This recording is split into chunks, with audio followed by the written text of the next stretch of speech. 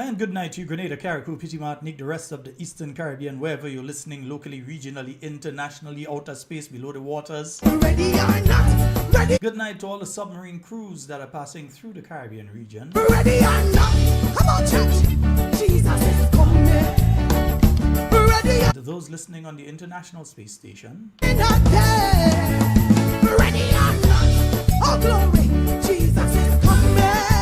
It is Talking Points now, 15 minutes after the hour of 8 o'clock on the Spice Isle of Grenada. This one is going to be a long one, huh?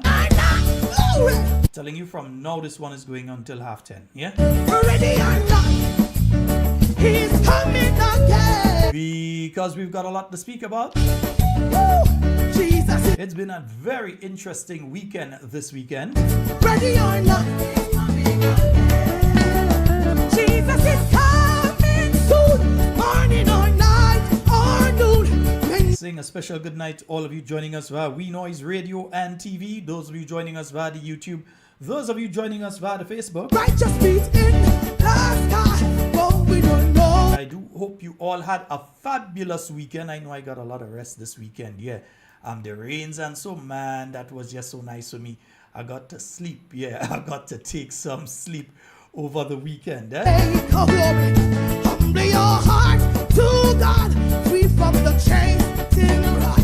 Choose the path pilgrims trod. And let me say a special good night to the Giza. Good morning to you, Giza. Morning Good morning to you, Irvin. or noon, many will be All of you listening out there in Aldershot, Reading, down. Huddersfield, Shall rise, righteous feet in the sky, for we will no one, heaven one rise. Yes.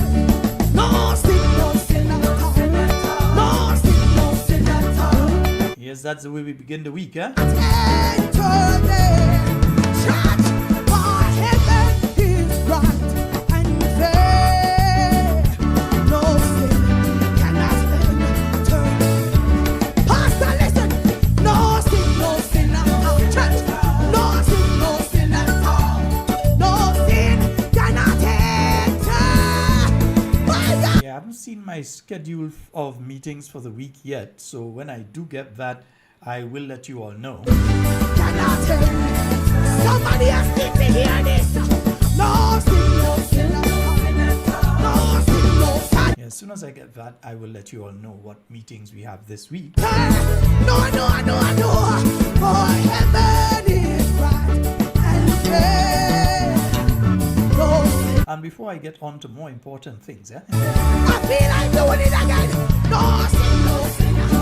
Church, no sin at all. No sin cannot enter. For heaven is bright and fair. good night to you, Carla.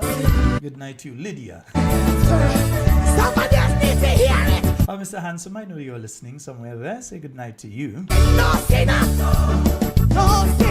cannot enter. I haven't seen us hit the magic number yet. Let me see how close we are. We're getting close to it, but I haven't seen us hit the magic number yet. Cannot enter. Ready or not, So you've got to hit the share button and hit the like button. ready or not. He's Let me see those likes going up, huh? ready. On both the YouTube and the Facebook, hit the like button right now. Hallelujah. Those of you on Facebook, hit the share button. And And those of you who know how to share off of YouTube to WhatsApp and so on, do that now. hallelujah. Share the WhatsApp link. Share the YouTube via WhatsApp and everything now. Glory. Mighty God.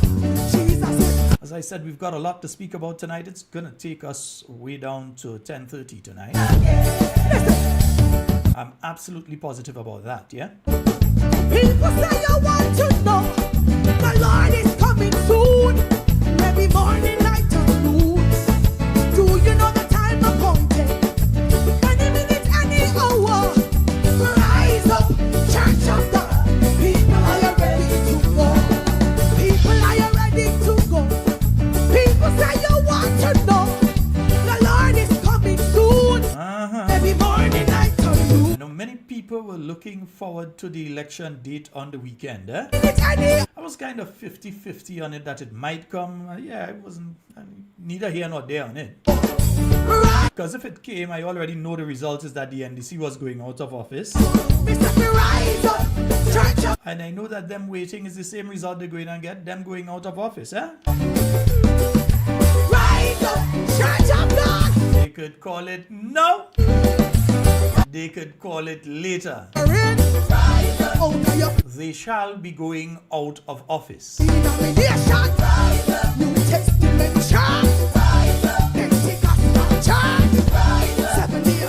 Know many folks were locked in yesterday. Yeah, I was listening as well. We were waiting to hear something. And that's the thing, eh? Imagine usually I would listen one of these events and have something to say about what was said. And I can't say that I have anything to say about what was said because nothing was said. And that's the whole problem, eh? It's not that they said things that you can't refute. It's that they didn't even say things. They said nothing.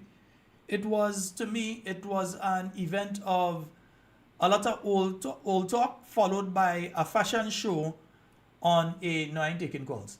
A fashion show on a very strange and odd-looking platform. I must say that part, eh? A very strange and odd-looking platform. Let me take this call just in case. And let me see what I can do here. Hello, good night. Hey, Sheldon, Hi. but I don't know what it's you're coming very low on my side. I can hardly hear you. You can hardly Very hear low me. on my end. I Yes. am not sure why, because my volume is actually peaking into the red. Hardly hear you. Yeah, so I'll see what I can do on this end. All right. Okay. Yeah, I know usually when that caller is calling, it's because they're having one of those problems. Let me just check the chat here and see if I seen that. One person is saying mic up. Okay, so I mic up a bit now. Let me see if that. Oh, yeah, I think. Let me mic up a little bit there. Okay, right. Nice. I think you shouldn't have a problem hearing me at all. They know. Yeah? Yeah, I don't think any of you should be hearing me now. Yeah, some of you were hearing a little low, and I think everybody should be hearing me now. But again, so I'm just saying, I looked at the meeting, and I was hoping to hear something of substance. And everyone, for instance, the candidate for the NDC for the town of St. George, nothing of substance. The same things that we've heard them boast about before, that really and truly, if you factually investigate what they were saying and you factually investigate the statements being made, you would realize that they were speaking a lot of nonsense, that really and truly they're taking a lot of praise for things that have, well, nothing to do with them, yeah, and they're taking a lot of praise for those things. So 6 of one, half a dozen of the other, they said nothing that was important, yeah. An attack on the present member of parliament, Honorable Peter David, yeah, an attack on him and that sort of thing. Yeah, we expect that sort of thing from you, but there was nothing of substance. And the thing is, I don't know how the people that went there felt about it, because there was nothing for you to leave there and say, this is something I can look forward to. It was absolutely bereft of any sense, bereft of any direction. It's just like somebody come out a rum shop, they had a shot too much, and they decided to go in and talk stupidness. That was what I got from that one. The one from the gentleman who does get a Z on exams, yeah, the only person in history that get a Z on an exam, the member of parliament for the constituency of St. George Northeast, not for long, but for the constituency of St. George Northeast. Basically an attack on the New National Party candidate for that constituency, and a pile of nothing again. Nothing. I mean, I can't remember what they say, because it was so much nothing that you can't even remember what they say, apart from the fact that they decided to go in. Each of them had a mandate to try and attack the person or persons that they saw as the biggest threat to them. So that's sort of nonsense. Who else spoke? I can't remember who else spoke, because they all spoke. You had a Minister of Health come in and speak to you. You have a major project that they have proposed in the place of Project Polaris. They've said we're going to do Project Polaris. You would have thought that at such a function, you would have heard of the developments between when the project was launched and now. You would have thought that that would have been one of the first things that the Minister of Health speaking would have said. But remember, this is the same Minister of Health that told us that basically nothing happened in health for 2 years. For 2 years. So he basically canceled out the time that Mr. Jonathan Lacrette was in the Ministry of Health and so on. Was him? Yeah, Jonathan Lacrette that was there? Yeah. He canceled out everything. Yeah, nothing happened in the Ministry of Health. That was his thing. So you look at that and you say, well, okay, we do know. All about us Grenadians, we know why they're saying nothing about it, because nothing has happened. So there was nothing to say to us about it because nothing happened. Yeah? And then he was the former Minister of Housing. And if you listen to them as well, you realize that the focus on Project 500, which was the linchpin of the 2022 campaign, they ain't talking about Project 500 at all. They're hoping that Project 500 drifts from the collective consciousness of all Grenadians. They're hoping that none of us talk about Project 500. They're hoping that we forget that existed. They have that on the back burner. And over the last couple of weeks, they've had multiple opportunities to speak at length on things like Project 500, and they don't do it. Why again? Because it's a failure. They did not build any 500 houses a year. It is not true. They have not done it. So they have failed totally with the Project 500. Even the recent rollout and to say they have apartments for sale and, well, houses for sale, that has been a failure as well. So they're definitely avoiding these things. And then you hear the Prime Minister come out and speak, and I'm still trying to wonder, well, what he was trying to do. Because number one, he came off as very fake. From the time he took to the stage, it was very fake. That's the first thing for me personally. And then all of the statements that were made there, and I mean, you could fact check the things that this guy is saying, and you realize that is lie after lie after lie after lie. He could run a vehicle and lie. If that a vehicle at work and lie, that man could drive from here to Ethiopia on it. Because it's just lie after lie after lie. And then, as if to add insult to injury, they changed the whole thing into a fashion show. The same people that attacked the New National Party back in 2018 during that campaign and said the NNP bringing t-shirt from Haiti because you bought t-shirts in bulk and there was a t-shirt factory in Haiti, and some of the t-shirts, as many t-shirts and many of the clothes that many of us are wearing right now today, were made in a textile factory in Haiti. So they hooked on that and said, don't take the NNP t-shirt, they make in Haiti. Yet still, the same people now are telling us about t-shirts from where? You understand? So these are the kind of things you realize took place there. And then they actually used the word, look, we have a catwalk. Well, we know as I set a cat on it, but still, look, we have a catwalk.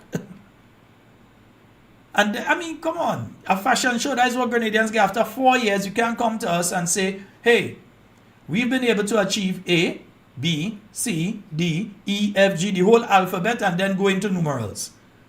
You can't even come and say that to us. So you have to come and tell us, look how we dress, we looking nice. All you the catwalk, all you come and give them a walk on the catwalk, spin. Karine, you are model, come, spin. That is what we come to. And imagine, you have people who disrespecting their parents alive and gone to the great beyond by letting these people dumb down what little intelligence they may have, letting them dumb it down and they stand up there so, yeah, my Prime Minister, my Prime Minister. Your parents stood in their grave because a lot of them, the age I see in front of that stage there right now, I think the Pension Secretariat should have go and take notes. Because when you look in front of that stage there, you realize what's going on. Yeah, but still, you realize that these people were insulting your intelligence. When they had an opportunity to speak to you, instead all they gave is a lot of, as we say in Grenada, brango. A whole meeting of brango. And then you hear all these figures about, oh, they had how much thousands of people and all kind of thing, and had how much people here and how much people and all kind of, well, for those of you that didn't get the opportunity to really see the crowd properly, because, you know, they made sure to take a picture of the very thick of the crowd. So just in case, let me let you see a little bit of the yeah. Let me let you see the thing properly, because you see some of you all was seeing the thing from the low angle, so it made it look as though they had a lot more. Not me that tagged that thing, so I get it, so I put it up. Not me that tagged the thing, the tiny rally, and that stage looks very suspect. It looks like a certain anatomical let me leave that alone. All I go say is the stage look funny. The stage look like something out the children inside. The stage look funny. Yeah? Somebody say it's indicative of what they've been doing to the country. I ain't going down. It's our pastors watching at this show. I'm not getting down in that road. All I say is the stage look funny, and it's indicative of what they've been doing to the country. Right? Nice. Yeah. But that is what they had. I mean, the supporters go come out. What you expect? Because you see some of them now that were talking about megas, that to speak about a look at thing we had. No, look at thing you had. You for the whole week last week and week before and the week before that been telling people that is the place to be. And I have to ask a question though, because I want to get off of this topic quickly, because as I said, we have a lot of other things to discuss tonight. Where was Mr. Cornwall? Because maybe I'm at folly here, but I did not hear an announcement of where he was. Yeah, I did not hear an announcement of where he was. All we know is Mr. Cornwall not there. I mean, we hear in rumors, we hear in things about all they want to change him because Robert beaten him bad. You all want him and he vex and all kind of thing. One thing we sure he's not in the States. And we know that. We know he's not north side. We know he's not in the States. That seems to be absolutely impossible at this point in time due to the fact that the US take a visa. So we know he's not in the States. Yeah, I know he was not in Antigua at the OECS meeting there because I know, yeah, I just watch all kind of thing. I know, I just spend my time watching all kind of thing. Yeah, so I know he's not in Antigua because this was Grenada's representative in Antigua yesterday at the OECS meeting, where you had some of the heads of government who were there. And in Grenada's case, we had Ambassador Aaron Moses. I don't know Ambassador what he is, if it's OECS or CARICOM or whatever. But yeah, Ambassador Aaron Moses was there at the OECS meeting yesterday where Gaston Brown took the reins. So we know that Mr. Cornwall was. So where Mr. Cornwall go? We want to know. He here or he go? He here and he vex. He just ain't come. He travel. What take place? Because we know. He game licks. So we know he might, them kind of thing. Yeah, but look at that. At least tell the population where the man is. If he think some people get worried, they say they want to know if he okay. All kind of thing. I mean, because we care, All the symbol might be that, but we are the actual people that care. So we just wanted to make sure everything is all well and okay. Now, folks, offer that, because really there's nothing to talk about there. Really and truly, there's nothing to talk about. Yeah? So I offer that one. Folks, there is the issue of third country people coming into Grenada. Yeah? That Grenada is in the process with the United States of okaying people who are not Grenadians to come into Grenada. Now, I've heard other prime ministers, other countries, speaking about what is their view, what is happening with them regarding that. In fact, I listened to, at that same OECS meeting, I listened to Prime Minister Gaston Brown speaking on that issue yesterday. Yeah, and in fact, I want to play a bit of what he said regarding that issue, because in Grenada, our government has been very silent regarding this issue. So let me play a bit of Mr. Gaston Brown for you. Yeah. Like the very issue about third country nationals, in that cooperating on our own volition, we have been coerced to take these deportees, coerced by the great United States. And if we don't cooperate, they punish us. Many of us are resisting to make sure that they do not send us any criminal elements. And as I have said to them, as the Prime Minister of Antigua and Barbuda, I cannot willingly cooperate with any other power, any country, to destroy our beautiful Twin Island state. And we have insisted that we will not accept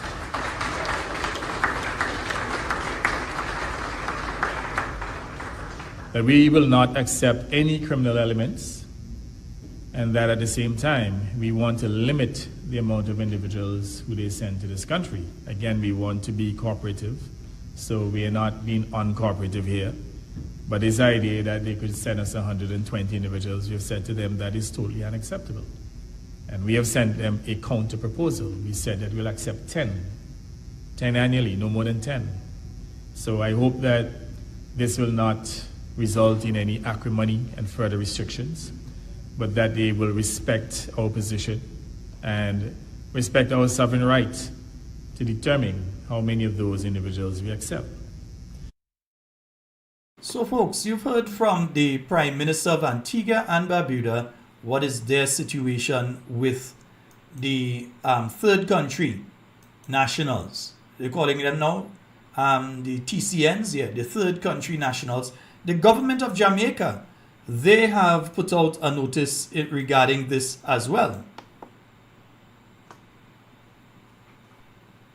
Receiving any deportees from the United States, except Jamaicans. I repeat that. We have no agreement, no understanding to accept deportees from the United States. We accept every month 100 Jamaican deportees. And we have the expertise and the staff to manage their entry into Jamaica. That arrangement was negotiated by professionals so that they can come in a structured, organized manner and be resettled in Jamaica, their homeland. The cost of that is all Jamaican. We are receiving, and we have no agreement to or understanding, the MOUs, to receive convicts from the United States. Unless, of course, any Jamaicans are deported, which we have agreements, because America is our primary ally and primary partner in trade and in security. And we do have deportees from Jamaica to the United States from time to time, or we have occasionally from the United States convicts. But we have no agreement, no understanding, and there are no discussions to accept convicts from the United States. In fact, anyone coming from the United States is reviewed by the NIB before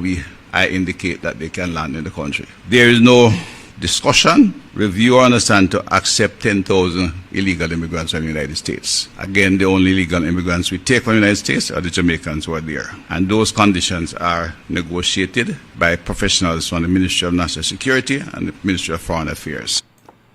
So Jamaica has been saying to their people, what is the present situation? So it took Dr. Kellan Bob. Big up to you, Dr. Kellan Bob. It took Dr. Kellan Bob to get out of Grenada's Prime Minister what is the latest on this issue. So let me play that for you so you can hear what is the latest with Grenada, because the Prime Minister has a weekly program and you've not heard anything about this. He's been on various other programs. You've not heard anything about this. Town halls. Well, the town halls that they have and these meetings that they have are basically NDC meetings. So he's going in friendly territory. And this question does not come up. And I know that every single Grenadian is concerned about this issue. So Dr. Bob did us all a favor and asked about this issue yesterday. And let's hear what the response of the Prime Minister was. But let us talk about the third country deportee agreement with the United States. Now, it was mentioned in passing. We did have on our program Dr. Stephen Fletcher, and Dr. Fletcher and somebody else. But essentially, they were extolling the virtues of having a third country agreement in the context of labor. Again, but there is reporting from the United States that based on what the Secretary of State said, that they're not necessarily going to be sending laborers to the Caribbean. His words essentially implied there. But let us talk about where we are. Is that something you'll be bringing to the Parliament? And where are we with that? Is there a set in stone memorandum of understanding now that's turned into an agreement with the government of the United States around the question of third country deportees? No, so you would recall that I think I announced and the Attorney General would have signaled that we have a non-binding MOU with the United States of America on this issue. And that I've pointed out that I think for us, one of the reasons we entered into it is because we saw it as an opportunity to potentially get an opportunity to fix or address some of the labor challenges we have on the island. That's still our position. We have not reached a definitive legally binding agreement as yet. I think the Attorney General's office has been working and leading that work stream with the officials of the United States. That's where we are. Dr. Bob, I think our position is that you get what you negotiate, right? And I think it's important for us to understand, notwithstanding what you might have referenced, the reality is that as small islands, we are quite clear about our limitations. We believe the United States is also quite clear about our limitations. And we believe that we can certainly work with the US to ensure that we don't find ourselves with a revolving door situation that is just going to become more costly, more expensive, and more destabilizing to both the US border and to Grenada and I'd say by extension the OECS. So we appreciate the political sensitivities around immigration in the United States. I think both the President and the Secretary of State have articulated that the US has perhaps taken more immigrants than any other country in the world, and they feel that they've been taken advantage of, and other countries of the world have not sought to help them with addressing that issue, and that's a top domestic priority for them. There's a large Grenadian diaspora, a large Caribbean diaspora in the United States, so that in and of itself tells you, I think we have to accept as Caribbean people that we have in fact migrated here in the United States, a lot to the United States. So, we can't be, we can't ignore the reality. The reality is the United States does take a significant portion of migrants into its country, and it's for American government to dictate their policies on migration. Similarly, for us, it's for us to make sure that whatever arrangement we have with the United States, or any other country for that matter, on migration, that it's in the best interest of Grenada. So from that perspective, as I said, we actually do have labor shortages. We're probably processing record numbers of applications for work permits and so on. But it is something we are still in discussions with them on, and we are still negotiating. And folks, we're going to get deeper into that particular issue another night this week. I'm just playing it for you because I want you all to know what is taking place there. The Prime Minister is back to playing games with the United States. He played games when it came to the radar. He played games. I'm not saying that he should have taken it. I'm saying that he should have responded. Yeah? Stand up and respond. We're not taking it, or yes, we are taking it, but under these conditions. One or the other. But to play these games and think that the Americans do not recognize that you're playing the games with them, we are the ones that are made to suffer.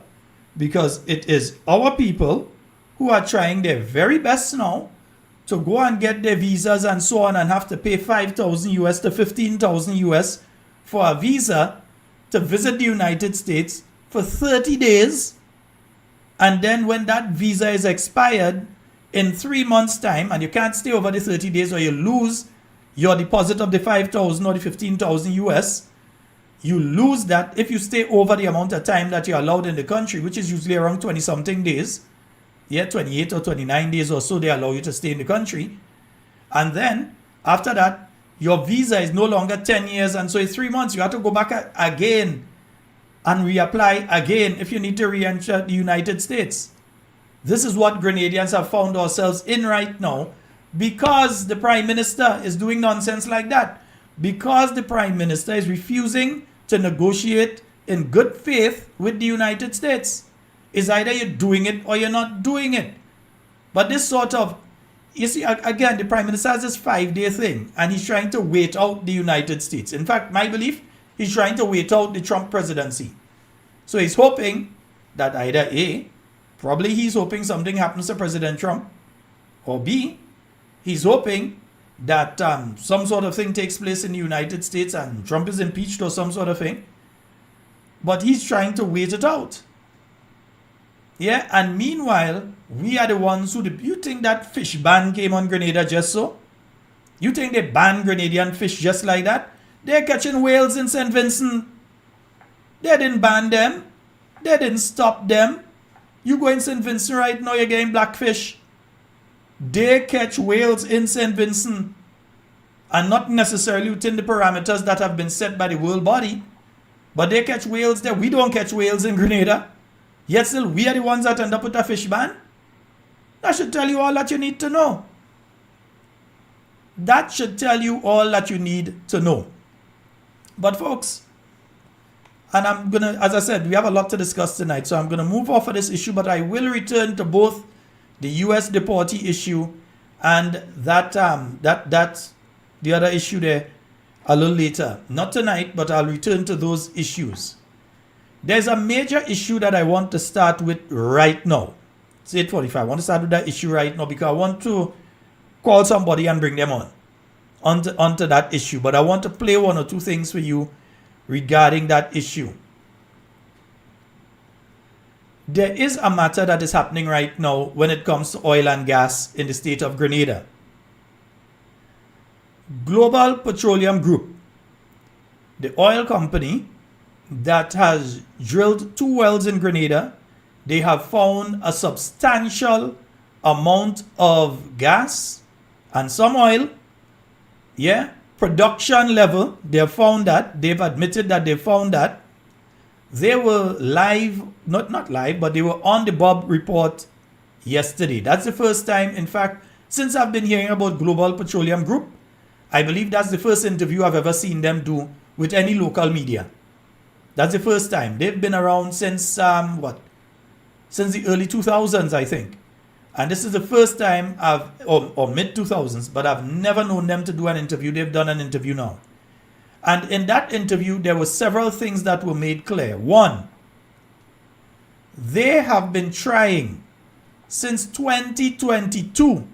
In other words, for the last 4 years, they have been trying to get the government of Grenada, which at this time is the NDC administration. They have been trying their very best to get the NDC government to work along with them to get Grenada to the production phase. In other words, they know that we have natural gas there. These people have 0.3 billion sitting there. In other words, 300 million. They are sitting there waiting to bring their rig and so on into Grenadian waters. They have to drill a few more wells, but they already have wells that they've kept back that have things that they could have been taken out all now. So in other words, Grenada could have gotten to the stage by now if the government had worked along with these people. Grenada by now could have gotten to the stage that Guyana is at. And for those of you that follow news or follow international or regional news, you would know that Guyana at this point in time has the highest per capita income, in the Western Hemisphere.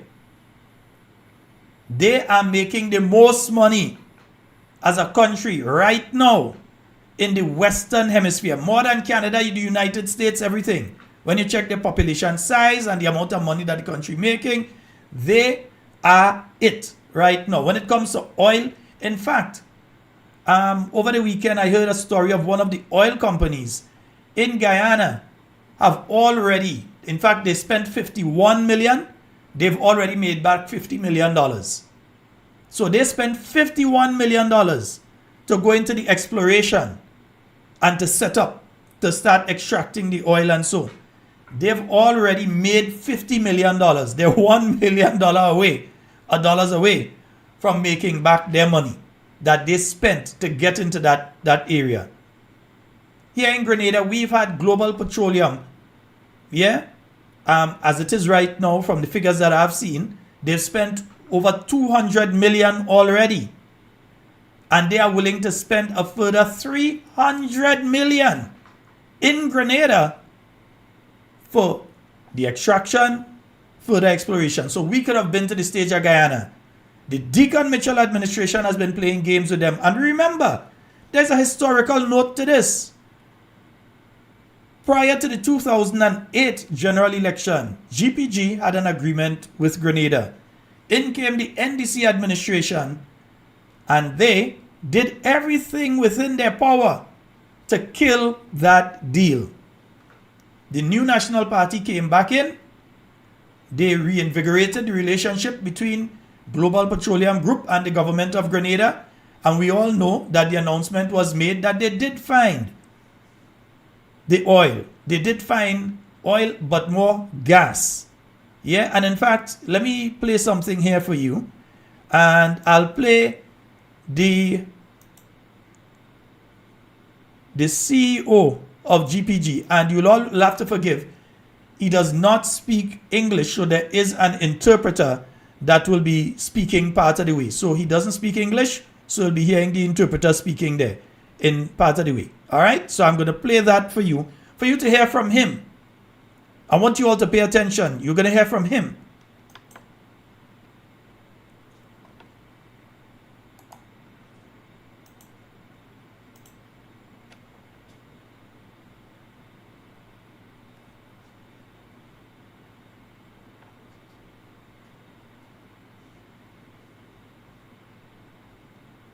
Oh boy, I am not sure what is taking place there, but I am not getting any audio, and I am not sure why I'm not getting any audio. Yeah, I am not sure why my audio is not coming through on this clip. Yeah. I don't know what is taking place there. Yeah. I'm not getting my audio coming through on that clip. Let me try another clip and see if that one works.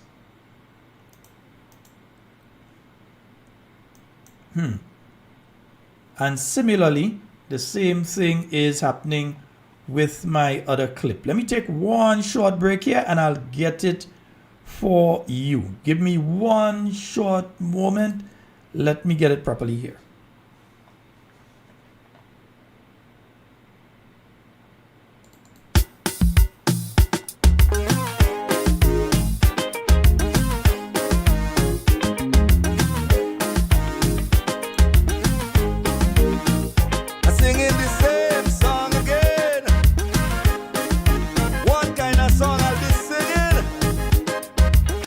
All right, folks, I think I've got it now. Let me just get it back here. Nice, yes, simple thing, you know. Yeah. We've discovered gas. Что подтверждало коммерческие запасы. And we confirmed the commercial quantities. Если сравнивать с Гаяной, с Тринидадом, с Венесуэлой, это разные идеологии, хотя соседние все территории. Поэтому It compares to neighbors, our discovery is different because we've discovered that the geological composition of Grenada's subsurface is very different to the neighboring countries, even though they are close by in close proximity.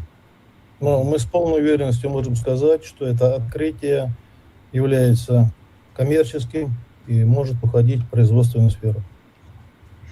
And we can confidently say that this discovery is of commercial quantities, and we can confidently say that it can move into the development and production. And I know it's a bit difficult to listen, but they've said there that they found commercial quantities, that Grenada's geological makeup is slightly different from the other countries, and they found substantial quantities in Grenada's economic space. So they found it here.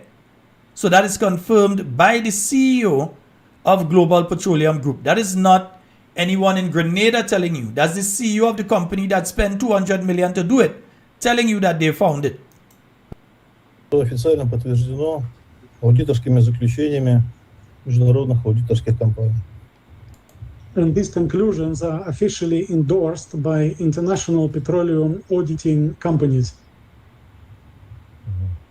So I think a confusion that the citizens of Grenada had about that initial gas discovery that you articulated was that the discovery happened, and so there was no follow-up on extraction of those resources. There was no follow-up on what happens with respect to having those resources then go on to whether that's some sort of oil and gas supply chain. So could you talk about what was the stalemate? What caused you to not go further? So you drilled initially and there was nothing else after that. Was that the quantities were not significant enough to warrant further drilling? Or was it a case that there were specific bureaucratic issues with respect to the contractual arrangement that you have with the government of Grenada that caused just let me pause on that? Pause you. Sorry to pause you. It's a lot for me to translate in one go. Sure. Yes. Sure. Помогите нам понять вот непонимание, которое возникло у граждан Гренады. После этого открытия, которое вы сделали, похоже, что дальше ничего больше после этого не происходило. Никакой добычи за этим не последовало, никаких поставок в какую-то коммерческую систему поставок не произошло. Так что же случилось или не случилось? Почему дальше ничего не происходило? Вы там не обнаружили достаточно ресурсов, чтобы их стоило добывать, или возникли какие-то бюрократические препоны, связанные с вашими контрактными отношениями с государством? Нет, первое я сказал, что мы обнаружили коммерческие запасы, которые можно добывать. Это первое. So, as I said, we've discovered commercial quantities that do warrant production. И мы были готовы ко второй буровой кампании. And we were ready to undertake the follow-up next second drilling campaign. И хочу заметить, что все финансовые риски и все финансирование на себе несет компания Global Petroleum Group. And I would like to note that all the financing, all the financial risks of this venture are borne entirely by Global Petroleum Group. И когда мы были готовы к второй буровой кампании, когда вот на этой стадии правительство, к сожалению, к нам ни разу не обратилось, поэтому мы готовили вторую буровую кампанию, выполняя свои прямые обязанности по контракту с государством Гренады. Когда мы были готовы, мы обратились к правительству, что мы готовы буриться. So we started preparations for the second drilling campaign, and we contacted the government and informed them that we are ready. We're ready to start the second drilling campaign. О чем мы правительство неоднократно уведомляли письменно. And we sent numerous letters to the government to that effect. Ответа не было ни одного. Not a single reply was received from the government. Просто Now, folks, I want to pause it right there. Global Petroleum Group has stated that they have written at least 47 times between 2022 and 2026 to the government of Grenada without any responses. In other words, the government has not been responding to them. They have gone as far. Right now, there is a website, and I'm searching for the website here because I saw it. Right. They have a website up that you can go to, and it is GrenadaOilFiles.com. That's just it. You can go to that website and you can check for yourself. There is the timeline where you're seeing some, not all, but some of the correspondences. This one, for instance, March 2023, GPG update to PM Mitchell. That's Deacon Mitchell on oil and gas exploration and upcoming drilling. You can go there and you can find the actual document that they sent to the government of Grenada that the government did not respond to. This was sent on Tuesday, the 27th of March, 2023. And you see what it speaks to there. We'd like to update you with progress of oil and gas exploration and development efforts undertaken by Global Petroleum Group. Yeah? They spoke of the audit results of the drilling campaign and certification of resources will be carried out by, and they mentioned these two companies, two US-based companies, because there was some talk of some Nigerians, and we'll get to that in a while. Yeah, we'll get to the Nigerian aspect of it in a while, right? So they have different companies, well management, all of these United States-based company, not Russian-based company, not China-based company, not Nigerian-based company, but US-based companies that these individuals have been working with. So you go to GrenadaOilFiles.com. You have the timeline there. You could download the document and have a copy of the document for yourself to see what they have been offering your government, and they have not been responding to them. June the 4th, 2023, June the 11th, 2023, June the 20th, 2023, July 2023, July 30th, 2023, August, yeah, So they have been, that's just in 2023. Then you have 2024. There's one of the letters, they have several, but there's one of the letters there from 2024. 2025. Remember, this is the same government that's saying that they don't have any documents, and so when GPG, Global Petroleum Group, have been in contact with them constantly over the past 4 years, trying to get them to start further exploration in the blocks that are under GPG, and also letting them know, hey, we have the money. Grenada does not have to spend a cent. We have the money, and we are willing to go further to the extraction of what Grenada has. Yeah? But the Grenada government, the Deacon Mitchell-led government, is not working along with Global Petroleum to get that done.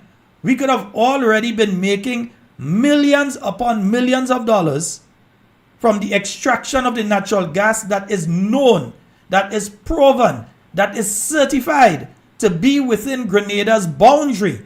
We could have been making millions that could have gone into, in fact, right now, you did not get no loan to go and do no Polaris. You would have had the money.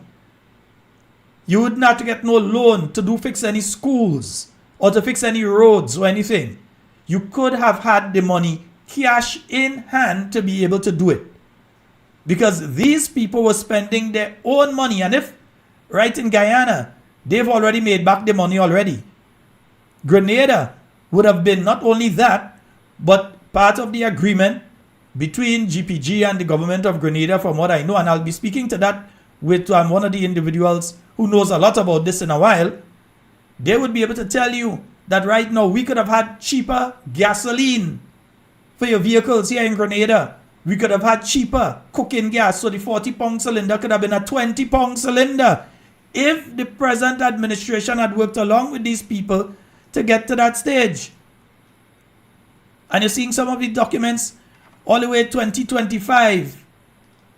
So you're seeing the timeline, the actual documents and so are here. All of them.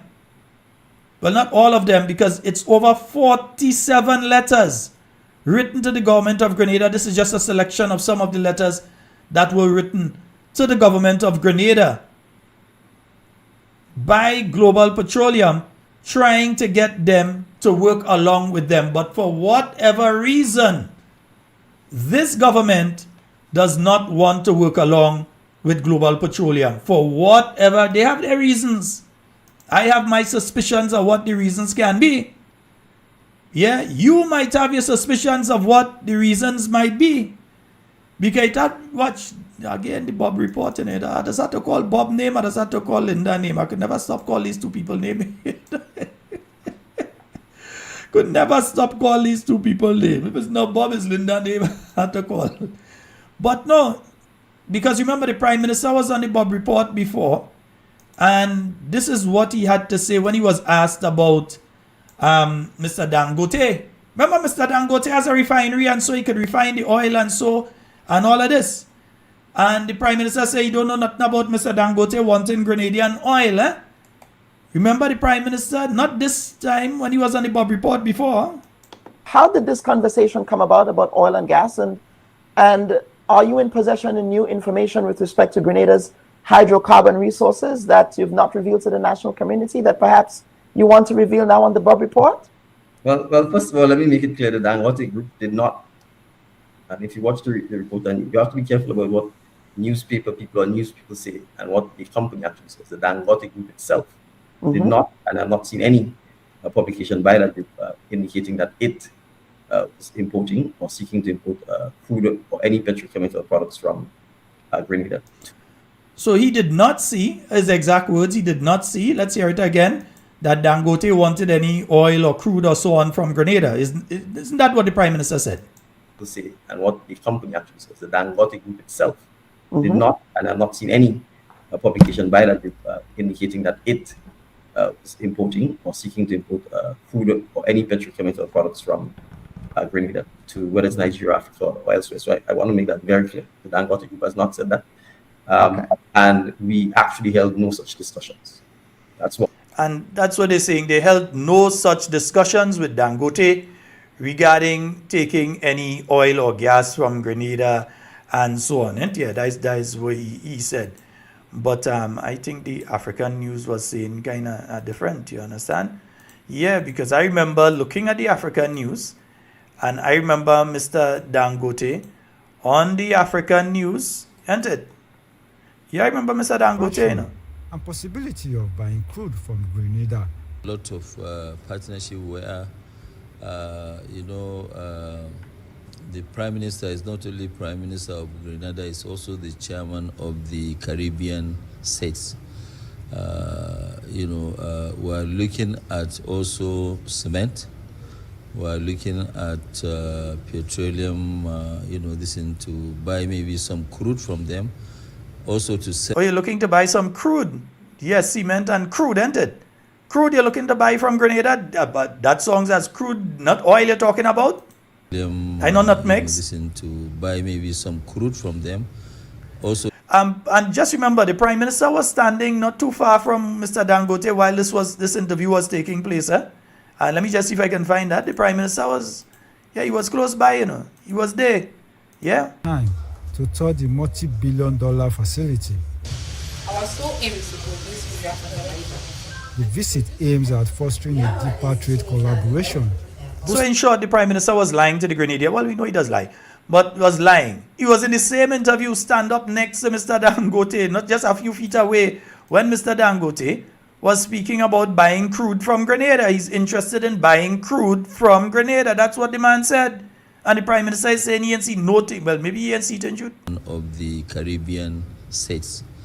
We're looking at also cement.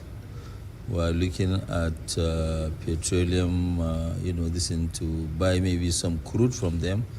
Also to sell some of our petroleum products. Because, we export to everywhere. We export to US. We've been exporting to Mexico and other areas. So there are quite... So, we are accustomed to the Prime Minister of Grenada telling lies. So we know for a fact. In fact, no. Let me see something here. Yeah, something just slipped here. And I just want to make sure that I did see what I thought I saw while Mr. Dangote was speaking there. Yeah, because if I'm not correct, let me see. Because I kind of sure as the Prime Minister, he kind of leaning to Mr. Dangote towards the end while he's speaking. Yeah, that is not the Prime Minister that leaning just when Mr. Dangote was talking about buying crude there. That is not him that just leaning right to the back of Mr. Dangote there. Let me see if we could see it again. Yeah, that look as the Prime Minister that was standing up there when the man was talking about buying crude. But he said he don't know nothing about that. That tells you why they don't want to work along with Global Petroleum. That tells you why they will get over 40-something letters from these people, over 47, and refuse to respond to them, and refuse to work along with them. The people have the rigs, everything to bring into Grenada to start production. If you go through the letters, you would see them detailing. And then there's the big lie about the present administration not being able to find documents. And remember, Mr. Gregory Bowen came and he cleared it up on this program. Yeah, he came. That's why I said we're going until 10:30. Because I know there's a lot of information that we will have to put out here regarding this whole thing. Yeah? Because when the Prime Minister was asked about Global Petroleum yesterday, these were his statements. So the Technical Working Group has made several efforts to remain in communication with GPG and to request documents from them. A committee was even formed based on some of the contractual arrangements to work with GPG. My overall sense is that it has not generally been successful. And so at this point, I don't want to speak, I think, without the benefit of the Technical Working Group and the Attorney General's office. Now remember, the same GPG has been writing to this Prime Minister since 2022 and he has been refusing to respond. He has not responded. The people write to you, they say they have the money. They say they have the equipment.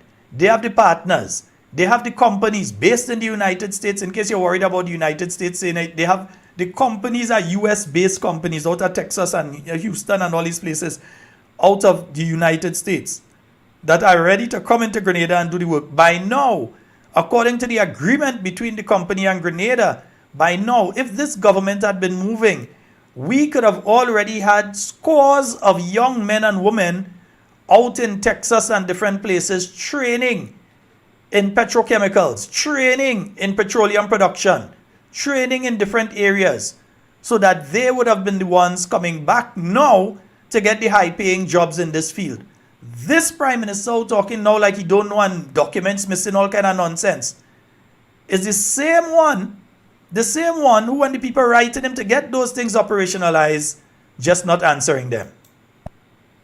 Between GPG and the government at this point. But I would certainly say it has not been, from where I sit, productive. Of course, it can't be productive if they're writing you and you're not responding. It can't be productive. It has not been productive. Okay. Yes. All right. Very well. Do you get a sense of perhaps why that is? No, and I would be speculating. I mean, so I'll give an example. I know there are documents that have been requested that have not been provided, for example. Again, that is not true. That is a bold-faced lie.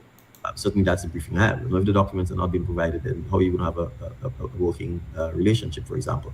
If meetings are scheduled and you don't come to the meetings, or you find excuses for not showing up at the meetings, then again, how are you going to have a productive relationship if that is not taking place?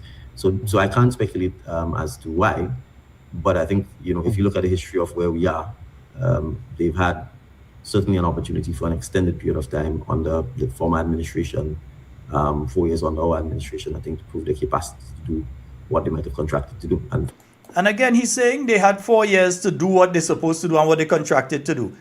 You cannot take an oil rig and bring into Grenadian waters without the government of Grenada giving you the permission to bring it into the waters. Even though you have a contract to do exploration, the machinery to do that exploration, you have to get the government to sign off on it. You have to get the government to sign off on the company that's coming in to be able to do the work in Grenadian waters. And if you're writing to the government and asking them, please, let us bring the thing in to do it, and you just ignoring them, then how you expect them to do it? Then you come to the Grenadian people and tell us, oh, the people not doing what they're supposed to do. And we're supposed to buy that, right? We are supposed to buy that. So nobody does any research anymore. So nobody, in fact, let me play something else here for you. We will get to one of the recurring themes in our conversation so far is a lack of communication with the current government of Grenada. So let us talk about that. If you can translate that part, and then I will get to the second part of the question. Похоже, что у нас возникает уже повторяющаяся тема, да, вот в нашей беседе. Это отсутствие нормальных коммуникаций, нормальной связи с правительством Гренады. Давайте поговорим об этом. Давайте. So there are allegations, for example, that GPG withholding information from the government. Let's speak to that specific allegation that some members of the administration have made, that you're withholding information. In fact, the Prime Minister said upon assumption of office that they found no documentation with respect to Grenada's hydrocarbon industry. Let us talk about that. Are you withholding information from the government of Grenada? Значит, постоянно утверждалось, что вы не предоставляете правительству Гренады никакой информации. Когда нынешняя администрация пришла к власти, премьер-министр заявил, что они вообще не могут найти никаких документов, касающихся нефти, газовой тематики. Вы можете пролить на это какой-то свет? Вы действительно придерживаете информацию от правительства? Мы информацию от правительства никогда не придерживали и не придерживаем. И все, что мы делали наработки, будем так говорить, мы не разделяем все это, мы работаем с государством вне политики, сразу скажу. Это первое. Мы все We are not withholding anything, and all the work that we have ever done with the government, we've always reported and shared information with. And we are not differentiating whether it's this government or the previous government or the next government. For us, government is government. It's one entity. И мы все документы передавали правительству Гренады под акт приема передачи официально. So all the documentation was handed to the government of Grenada, and we have signed receipts for that. Что творится уже с этими документами внутри правительства, поверьте мне, нас это не касается. So you've heard all of the documents were handed, and I'll get a clear version of this for you all a little later. But you've heard there that all the documents have been handed over to the government of Grenada. Yeah, all of the documents have been handed over to the government of Grenada.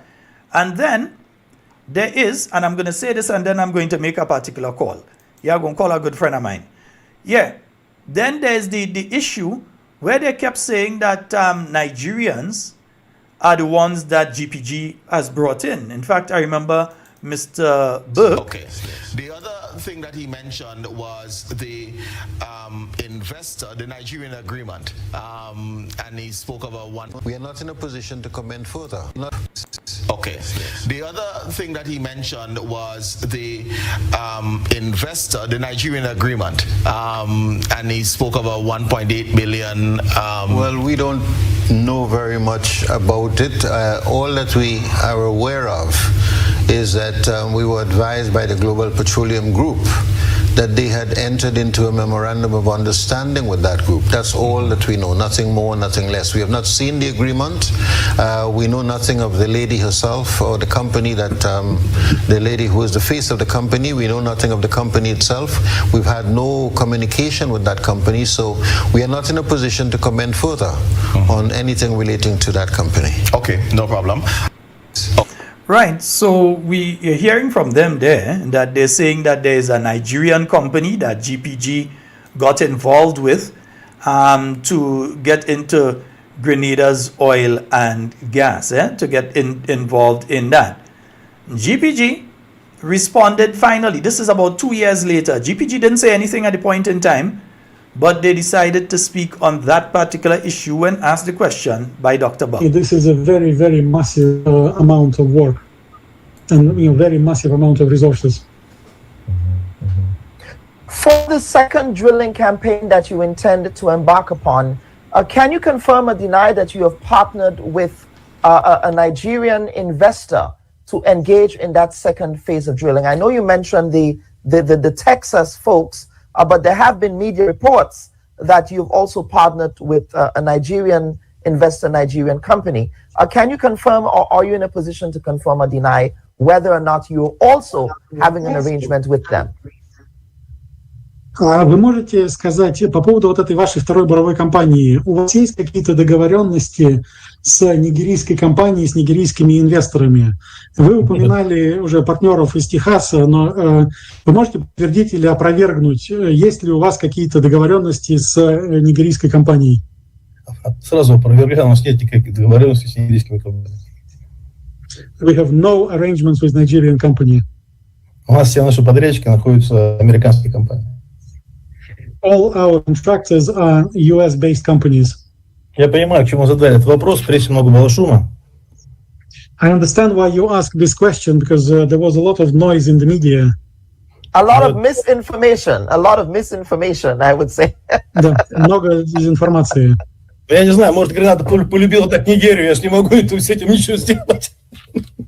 So maybe Grenada is falling in love with Nigeria. So that's why people are so excited about it. Nothing I can do about it. well, thank you. So while Mr. Burke is saying that GPG tell them, because remember, according to GPG, Mr. Burke and the government have not been responding to them. But now Mr. Burke was claiming that they told them they had this arrangement with Nigerians. The CEO is saying, we have no arrangement with no Nigerians. We have arrangement with American companies. You're seeing the letters that was sent by GPG that spoke to the American companies. They didn't speak about any Nigerians, any Nigerian company. And remember who they're speaking about? Aisha Ashomongo and Ocean Gate. Yeah, that is who they're speaking about. Many of you may remember Aisha. Yeah, you all remember Aisha? Aisha. Yeah, remember Aisha? Aisha Ashomongo. She is the individual who had that massive birthday party. You see US, that woman showing down by. She is the woman that had that massive birthday party over at, I believe it was Calivini Island. Yeah, she kind of take over the island for a while and all kind of thing. Yeah, the same Aisha, the same Aisha there, that they accused the Russians of being involved with.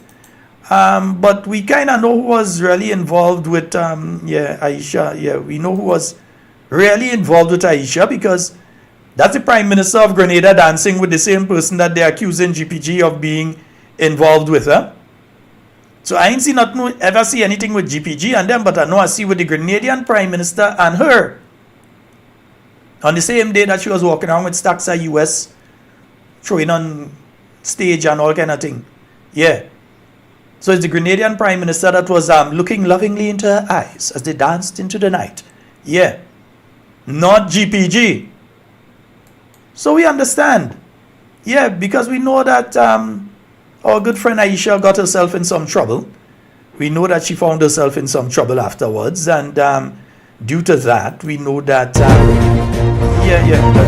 Let me see if we could let me see if we could check a story on Aisha there. Yeah, we To the news tonight, I am Nifemi Oguntoye.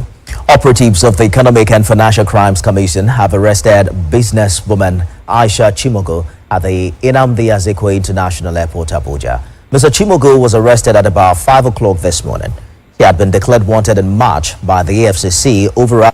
That's the woman that was dancing with the Prime Minister. I didn't see her with GPG. I see her with the Prime Minister. Government has said they never see anything between GPG and them, but they hear that GPG had an arrangement with them and that sort of thing. Yeah, and we know that the Prime Minister and his team, they're visiting the motherland quite frequently. We know that we know of this situation, Ghana, Nigeria, those different countries. We're soon waiting to hear when they go in South Africa, because we know that one coming. Yeah, they claim they couldn't find any documents, and so, but you know what? Let me take a short break and call somebody. Yeah, I think it's time. I'm done playing clips. I have a lot more clips I could play, you know, a lot more. But I think it's time for me to, because I could play, for instance, I could play this particular one, you know. I could play this one here. Let me see, open this, open that, man, open. The committee was constituted by Cabinet. It includes Mr. Nazim Book, who's a former finance minister and minister for energy, so he's going to be the chair. We also have a number of other distinguished Canadians who are on the committee. Mr. Richard Duncan, former accountant general, former chief executive officer of Grenada Cooperative Bank, and he's now an advisor to the government in the Ministry for Finance. We also have Mr. Raymond Nuss. Mr. Raymond Nuss is a Grenadian in the diaspora, specifically in Germany. He is a renowned geologist, so he's also on the committee. We have Mr. Rodney George. Mr. Rodney George is an electrical engineer by profession. He is okay. We need to run down there. We won't get it part on the files and so in a timing. Right. Let me see. Just see if I can reach one of my good friends here. Yeah, all I know is Kaji. I'm gonna call. Yeah. Let me see if I can reach my good friend Kaji. I just have to connect over here. I have to connect over there. Yeah, because I don't have the other line up and running tonight. I do not have 7279 up tonight. So I've got to connect otherwise. And let me just do that quickly. Right. Yeah, so let me just connect and get our good friend Kaji on with me very shortly. All right, nice. Ooh, yeah. I am stuck between a rock and a hard place in this modern time. And I think it's important for us to know what is taking place here, because only this afternoon the Prime Minister left the country to go to Suriname. Yeah, in a oil and gas meeting, tagging along the same Mr. Nazim Book who was lying on the people about the Nigerians. Yeah, and we know the history of Mr. Nazim Book and Global Petroleum. Yeah, so let me get here. Let me see if I could find Mr. Cadgington Hood here so that we can have a conversation regarding Global Petroleum Group. Yeah, we have an hour. Yeah, we're taking an hour that we have to speak about the Global Petroleum Group. And come on, connect nothing. What you doing? Yeah, what's the matter with this thing tonight? And I'm hoping I don't have to do it otherwise. Events and personalities, but wouldn't mind speak about ideas, and great mind speaks philosophy. The mind is such a spiritual force, will make you do what's right. And for sure, my friends, you are in control, so there's no reason to fight. I know you heard this before. Life is how you make it. Yeah, so I realized that option 1 is giving a problem, so let me try doing this with option 2. Yeah, let me see if I can do it with the other option here and see if I can find him, which means I've got to kill the music over on this side and see if I can get through to him on this WhatsApp line. If I can just see the number. All right, yes, so let me see if I can get him on the WhatsApp line so that we can have that conversation regarding global petroleum and what is taking place. Yeah, so I am trying on this side. Don't tell me again problem over here too. Yeah, you can't get problem both sides. What's the matter with this thing? Behave yourself. Yeah, so we're going to get Mr. Cadgington Hood, who and I believe we have him on the line. Hello, good night. Hello, Sheldon. Hey, how are you doing, sir? I am okay. All right. I don't know if you've been looking at the program thus far and you have seen some of the clips I've been playing, but I've been speaking about Global Petroleum Group, a company that I know you are very familiar with. Yes. I was looking at some of it. Okay. Now, one of the things that we've been hearing constantly, in fact, the Prime Minister again mentioned that yesterday in his interview on the Bob Report, were the documents and the claim by government that they have not been able to get all the documents regarding Global Petroleum Group and their operations with the government of Grenada. What say you? Sheldon, if it was somebody else who put that proposition to me, I would not have answered. For the simple reason that any such claim is ridiculous, doesn't merit much consideration with respect to any respectful response. But, Sheldon, I will answer because you asked the question. Sheldon, I've said before in several different forums that I believe in Grenada. I had information at the time when the government changed in 2022, June. Based upon that, I interfaced with the Ministry of Energy. I was told that the minister at that point in time was not familiar with the issues of oil and gas. There's a good friend of mine who is still working there, I think, on their contract with the European Union, I believe. And he said to me that I needed to deal with the Prime Minister himself. He gave me numbers for Miss Leslie, Akira Leslie. I called, I got an email contact, and from August 2022 until January 2023, I was in email contact with Miss Leslie. I begged for a face-to-face with the Prime Minister so that I could at least brief him on the status of oil and gas. I offered to Miss Leslie all the documents that were available. But I said to her that there are lots of documents, and maybe the Prime Minister would want to have some direction. So if I had a small meeting with him and he gave me his viewpoint, then I could go back to my clients and get maybe other documents that were missing. the penultimate communication from her, and she said that she was instructed by the Prime Minister that he wants all the documents that GPG has. My response was, that is not specific enough. Please guide me a bit more. I got no definitive answer on that point. In any event, when I offered to meet with the Prime Minister, she declined that.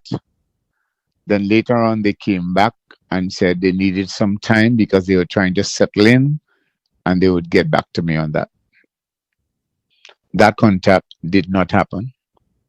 And we were talking about 2023, early 2023. In the meantime, I was aware that Edward, that's the same gentleman who was on the Bob report, he was writing to them several letters. He sent me a copy of each of the letters that he sent to them, so that I would follow up locally. So, because we took a two-pronged approach. One, they appointed me as attorney for the company. When I communicated to the government, they said they wanted to see my appointment. I gave them a copy of the appointment, power of attorney. They acknowledged receipt of it. Then the focal point changed from the Prime Minister's office, and then the Attorney General's office started writing to me. That in fact, it was the Solicitor General writing and demanding various documents. Eventually, the government set up some contact point where the documents could have been dumped. In fact, when the government set up the technical working group, the same technical working group that the Prime Minister is talking about there with Nazim Burke heading that group, and they directed GPG to work through the group. I wrote the Prime Minister and said to him, look, this is an awkward request you're asking, because all of the contracts and documents with GPG are through the minister responsible for energy and global and petroleum affairs. And the contractual relationships are between GPG, my clients, and the minister. I know you're asking to divert that attention. We are both lawyers, the administration of government takes place through ministers.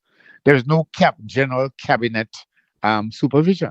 The Constitution says, and I pointed it out in writing, the Constitution says, and the law with respect to oil and gas speaks about a minister. So I wrote the Attorney General pointing out these things and saying, yes, we're willing to work with whatever committee you appoint. However, it ought to be done according to law, because we are depending upon the written words of our contract, which speaks about a minister. It doesn't speak about a technical working group. As a matter of fact, the Prime Minister didn't say that he had two groups working, There was a technical working group, and there was a cabinet-appointed committee, which was headed by Richard Duncan. So Richard Duncan, on one hand, was heading a cabinet-appointed committee, to which we were asked, the company was asked to nominate two persons. The company nominated myself and Edward, the CEO, and the government appointed three persons, the same Nazim Burke and the same gentleman, Rodney George, and Richard Duncan. That committee was chaired by Mr. Duncan, and the other committee by Mr. Burke. But Mr. Burke on both committees, Richard Duncan on both committees, Rodney George on both committees. A clear duplication. But we said to the government clearly in writing that, look, this is causing confusion. Before this, we used to have Mr. Ogis in the Ministry of Energy, who used to do all of the arrangements for all the drilling and everything else. So GPT was asking the government to provide a contact point within the ministerial setup. So when they have requests, they don't have to come through any red tape, that the ministry there would do whatever they needed to be done. That didn't get any traction with them at all. And in any event, we wrote to them and said, look, we're going to meet with the technical working group. No problem. We're willing to supply information to the technical working group. And we're willing to be a part of the cabinet working group. However, that is without prejudice to our rights under the contract and our rights under the act. And we pointed that out clearly. Then I wrote to the Attorney General asking for the government to, in keeping with law, designate a minister. The Attorney General wrote back to me and said to me I was arrogant and I cannot tell a sovereign government how to run their affairs. In other words, they can do whatever they want to do. They don't have to follow the law. And that was the end of the communication with this end. However, Mr. Nazim Burke, who is the chairman of the technical working group, sent a documentation acknowledging receipt. That's over 2 years ago. Sent a document acknowledging receipt of all the documents that they were requiring. So I find it strange that our honorable Prime Minister can look straight face into the camera and say to the world that there were any documents that were not provided or offered to the government of Grenada. That is ridiculous. It is ridiculous. And I've only now looked at it there because I didn't look at the Bob report. And I was shocked when I looked at him straight face into the camera and saying there are documents that were not supplied. Nothing could be further from the truth, Sheldon. As a matter of fact, I can give you documentation where the company said to the government, we already provided you with everything and you couldn't locate it. They provided the 3D mappings to the government. And when we met in the committee, which was chaired by Mr. Duncan, Mr. Burke and company were demanding fresh copies of the 3D mapping. And the company said, look, this thing is very expensive. So you'd have to pay for this one because we give you a free one up front. And secondly, you'd have to create particular space to get the 3D mapping. There is documentation that the only thing that they did not have was the 3D mapping. The same 3D mapping which caused Dr. Mitchell in 2018 thereabout to say that there are positive results from the drilling. They demanded that, and we said, yes, you can have it. Create the space to store it because it needs to be stored on that specific conditions, and create a space, and you have to be prepared to pay for it because it's expensive to reproduce. So Sheldon, that is, I'm befuddled. And this is on top of the Prime Minister directly contacting Mr. Gregory Bowen and him directing him to the secretary who directed them to the file cabinet in the Ministry of Finance, where all the documents that government had on its end were contained. So outside of you and your engagement with the government started when? With the present NDC administration. That started when did you start engaging with them regarding this issue of the global petroleum and the documentation? Sheldon, elections were on June 22nd. Mm-hmm. In July, I contacted the Ministry of Energy. In July. So not even a month. Not even a month. Not even a month. Sheldon, I asked to meet with the minister responsible. And I don't want to call his name.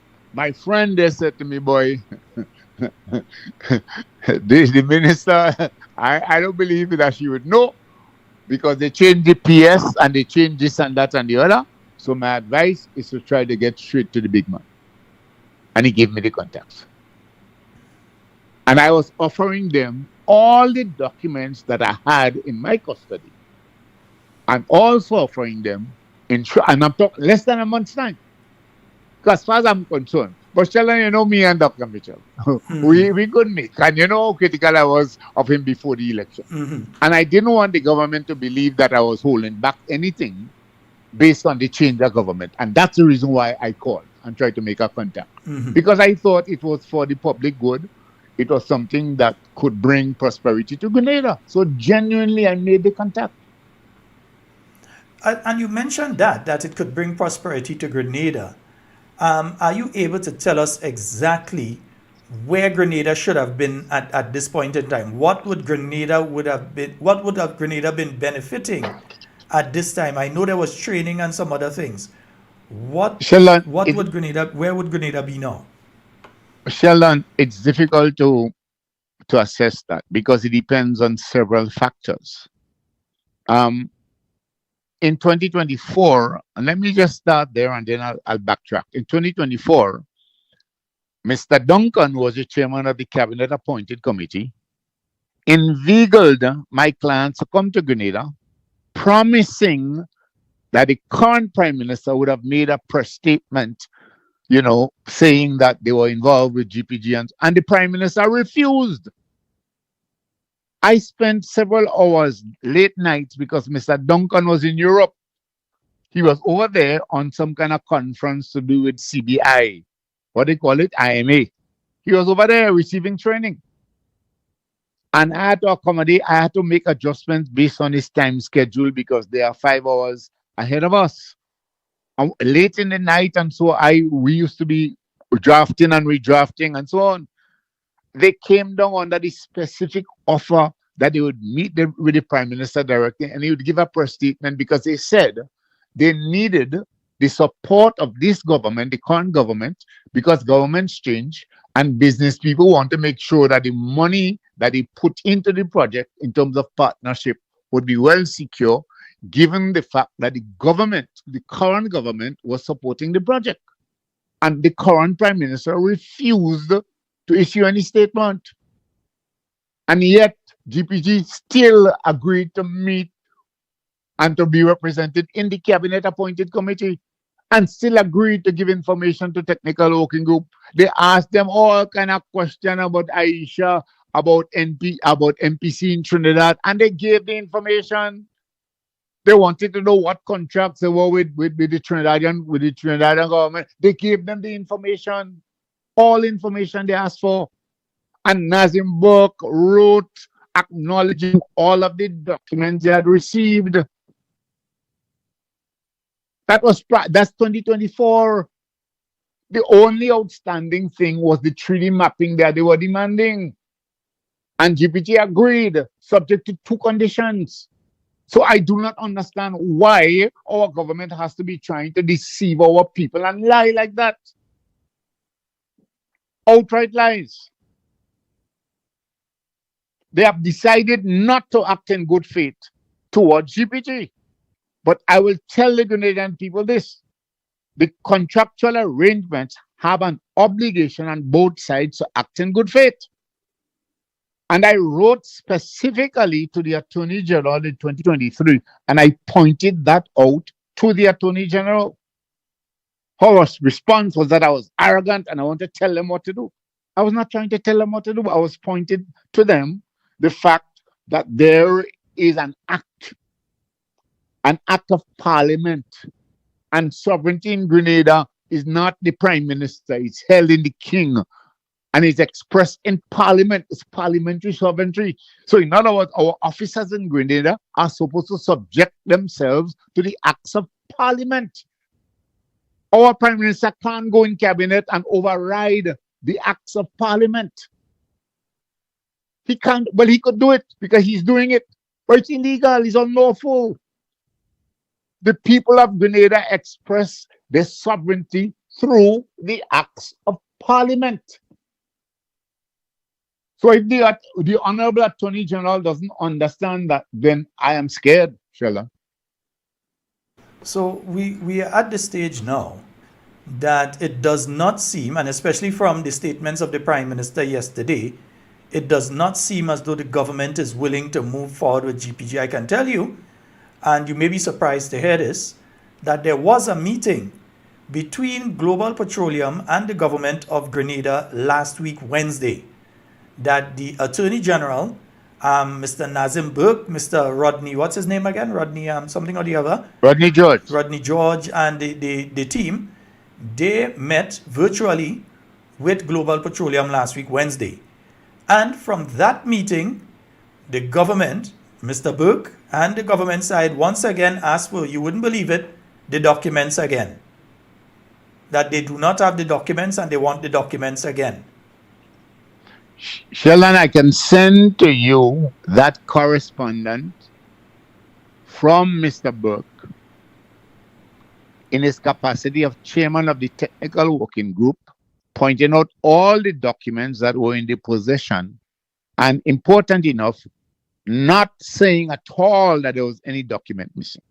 That's more than 2 years ago, Sheldon.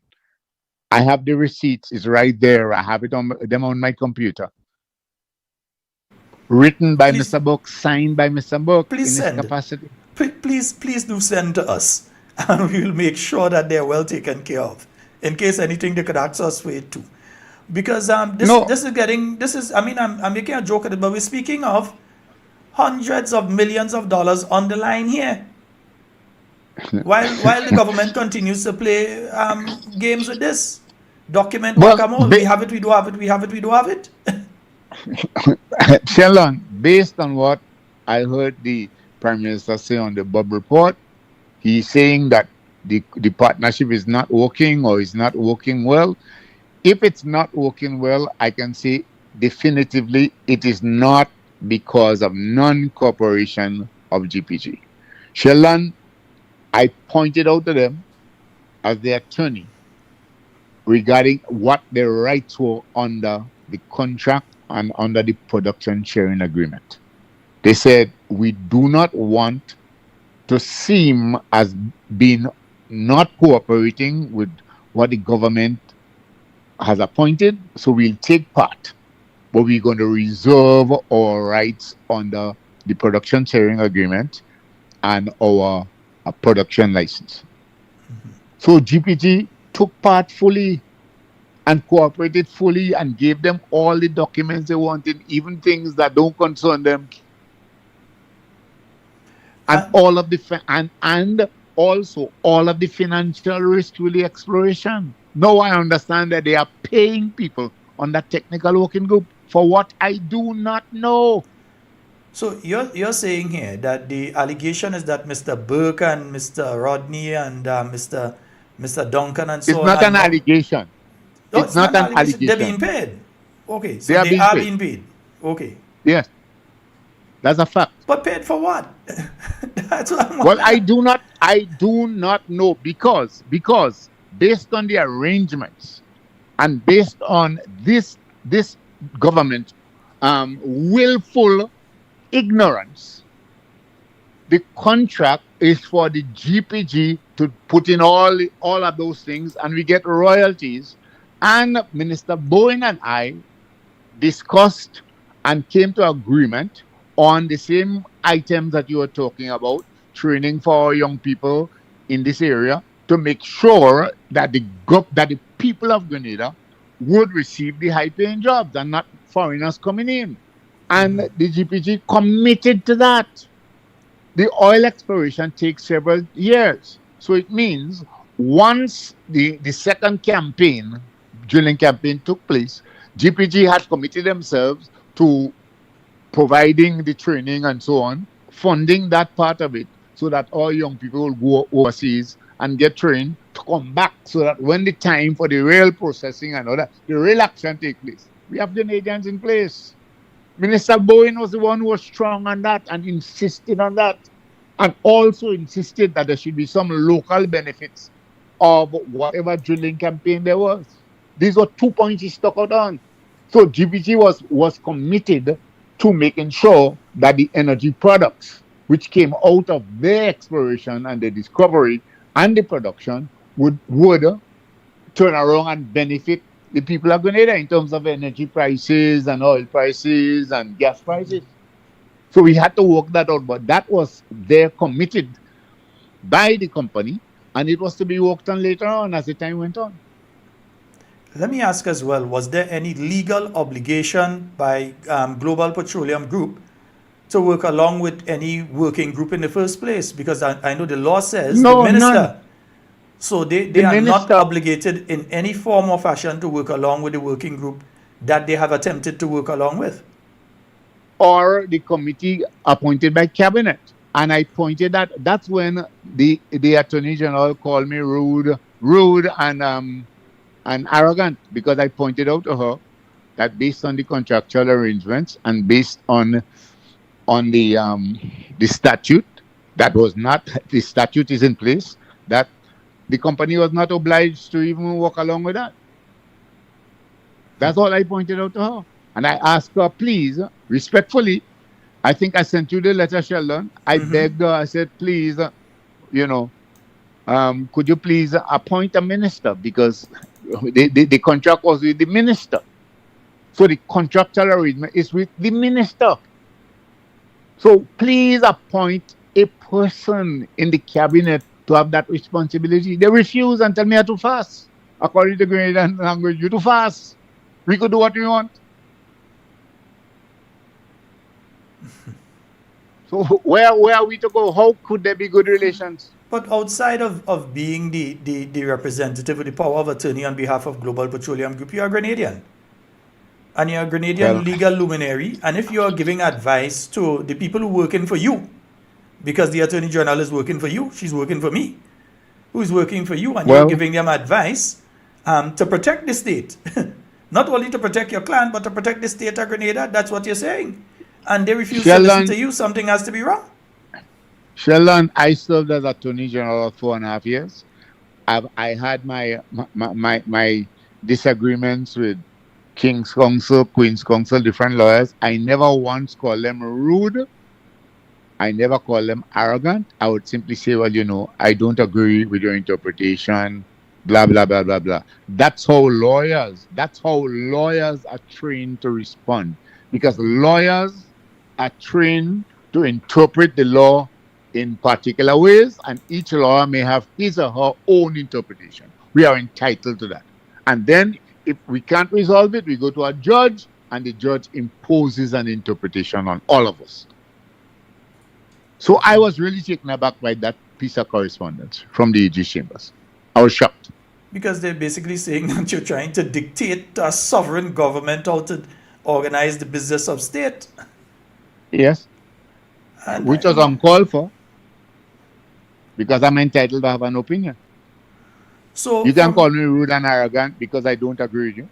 So from where you sit, GPG has done what they are supposed to do. And in fact, they have done more than they are supposed to do. They have provided the information, they have provided the documentation, they have attempted to keep in contact. They have been guided by the agreement, so they have done things according to the agreement that they have with themselves and the government of Grenada. It is on the government's end that things keep disappearing, it seems, and they're going against the contract, and two, the law of Grenada. Yes, you've put it very precisely. I've worked with the company to try to cover every aspect of the agreements. You would note, Sheldon, and I want the people of Grenada to note that the government of Grenada has not at any point in time stated or suggested that the GPG has been in violation of the terms of the production agreement or the terms of the production sharing agreement. Sorry, the development license or the production sharing agreement. Mm-hmm. They have not said that. All they are talking about is documents. And I just said to you, that's a lie. A bold-faced lie. Not befitting even mention. Now, the Prime Minister is also claiming that GPG refuses to meet with government. That's a lie. And they're refusing to work along with government, and they're refusing to meet with government. They're using all sorts of excuses not to meet with government. That's what he said on the Bob Report yesterday. Sheldon, that's a lie. GPG traveled from Russia and all over to come to Grenada to have a face-to-face meeting under the guise of having the Prime Minister say to the world that yes, we are welcoming GPG, we are honoring the contract that was signed with the former administration, and we are committed to the program. And our Prime Minister refused to even say so. And they complained right there before Mr. Buck, Mr. George, and Mr. Duncan that the inaction by the government is harming them in their efforts to get global partners to work with them. They said that in the committee group meeting. It's on the minutes. And they pointed out that, look, you've not even mentioned the fact that the Prime Minister did not publish the press release that was drafted by our lawyers.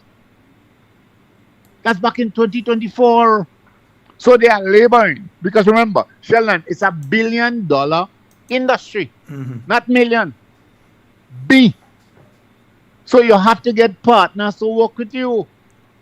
And if the partners out there internationally get the sense that you don't have the support of the government, they'll be reluctant to come along. And they've been saying that to the government. And the government still refuses.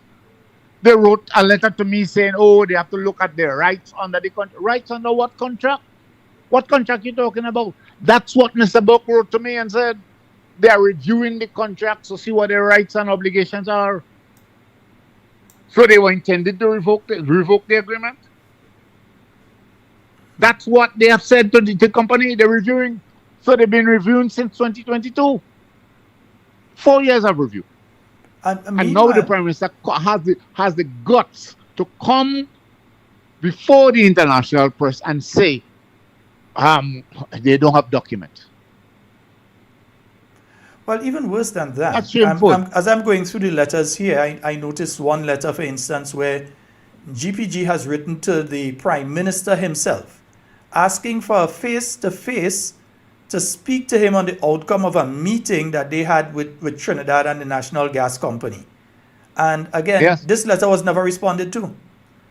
And this is on the 23rd of June, 2020. In fact, tomorrow makes it exactly 1 year. Tomorrow actually makes it exactly 1 year since this particular letter was written. And it's signed by Mr. Edward Vasiliev. It is asking for a face-to-face meeting with the Prime Minister to discuss that meeting with Minister Honorable Rudlal Munilal, the Minister of Energy and Energy Industries of Trinidad and Tobago, and to say what meeting they had with them and what came out of that meeting. The Prime Minister has refused. They said before that they have extended an invitation to Mr. Richard Duncan to attend, but unfortunately he's been unable to join. So it seems as though government is just giving the attitude of, we ain't talking to all you. Sheldon, the reason why they wanted to talk to the Prime Minister directly is because in 2024 they were given all assurance that he would have made a public statement. He had a meeting, a very short meeting, with us in his office, and strange enough, all of us sat down and waited for the oil and gas czar, Mr. Buck, to come in. Prime Minister and everybody had to wait on Mr. Buck in. We gathered together there and we waited until Mr. Buck showed up eventually for a 2-minute meeting.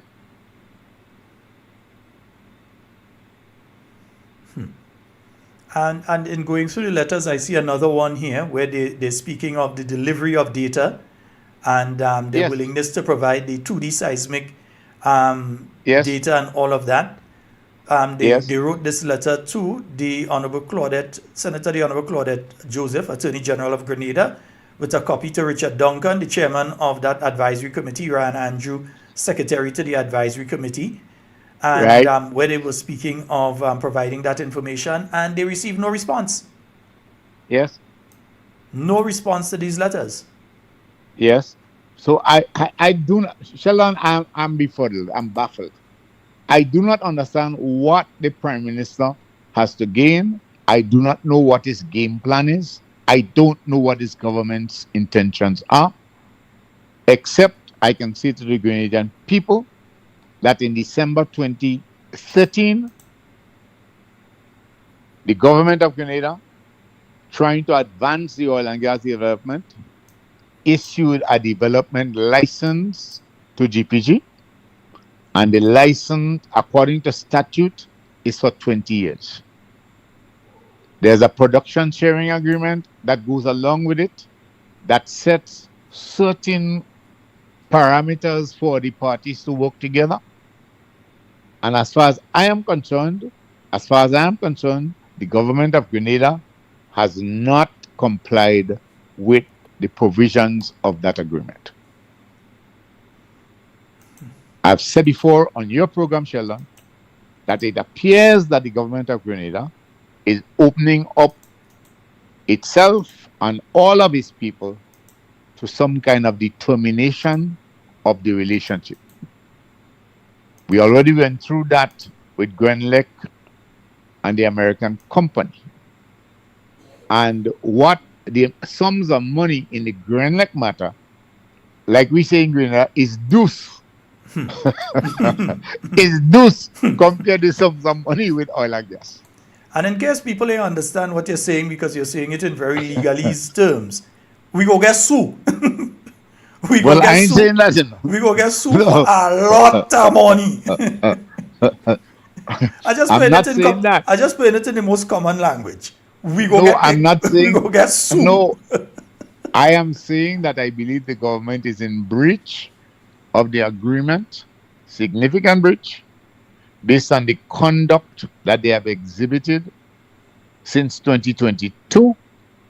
And if this matter goes to arbitration, like the Grenlec matter, we are talking about billions of dollars.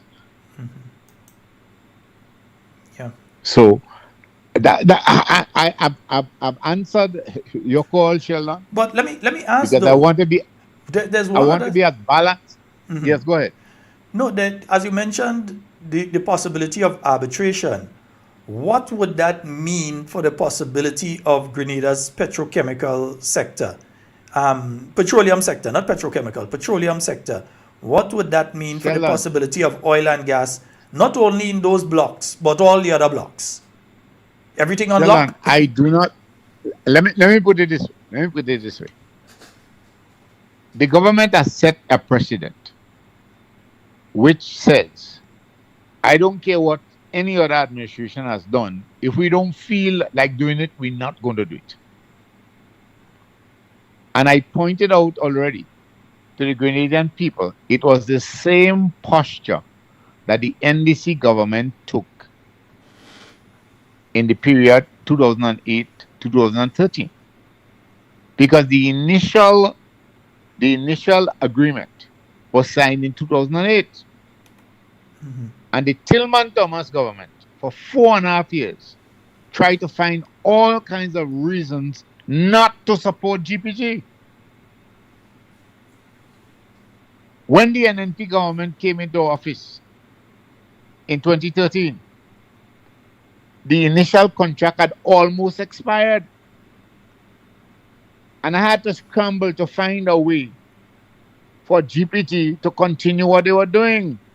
And it took us some time until in December 2013, we were able to agree on a development license, not an exploration license, because they had an exploration license, which is a 5-year license. So apparently what they were going to do, they were going to frustrate GPG for the entire 5 years, hoping to win the election in 2013. Mm-hmm. But as Grenadians say, God ain't sleeping.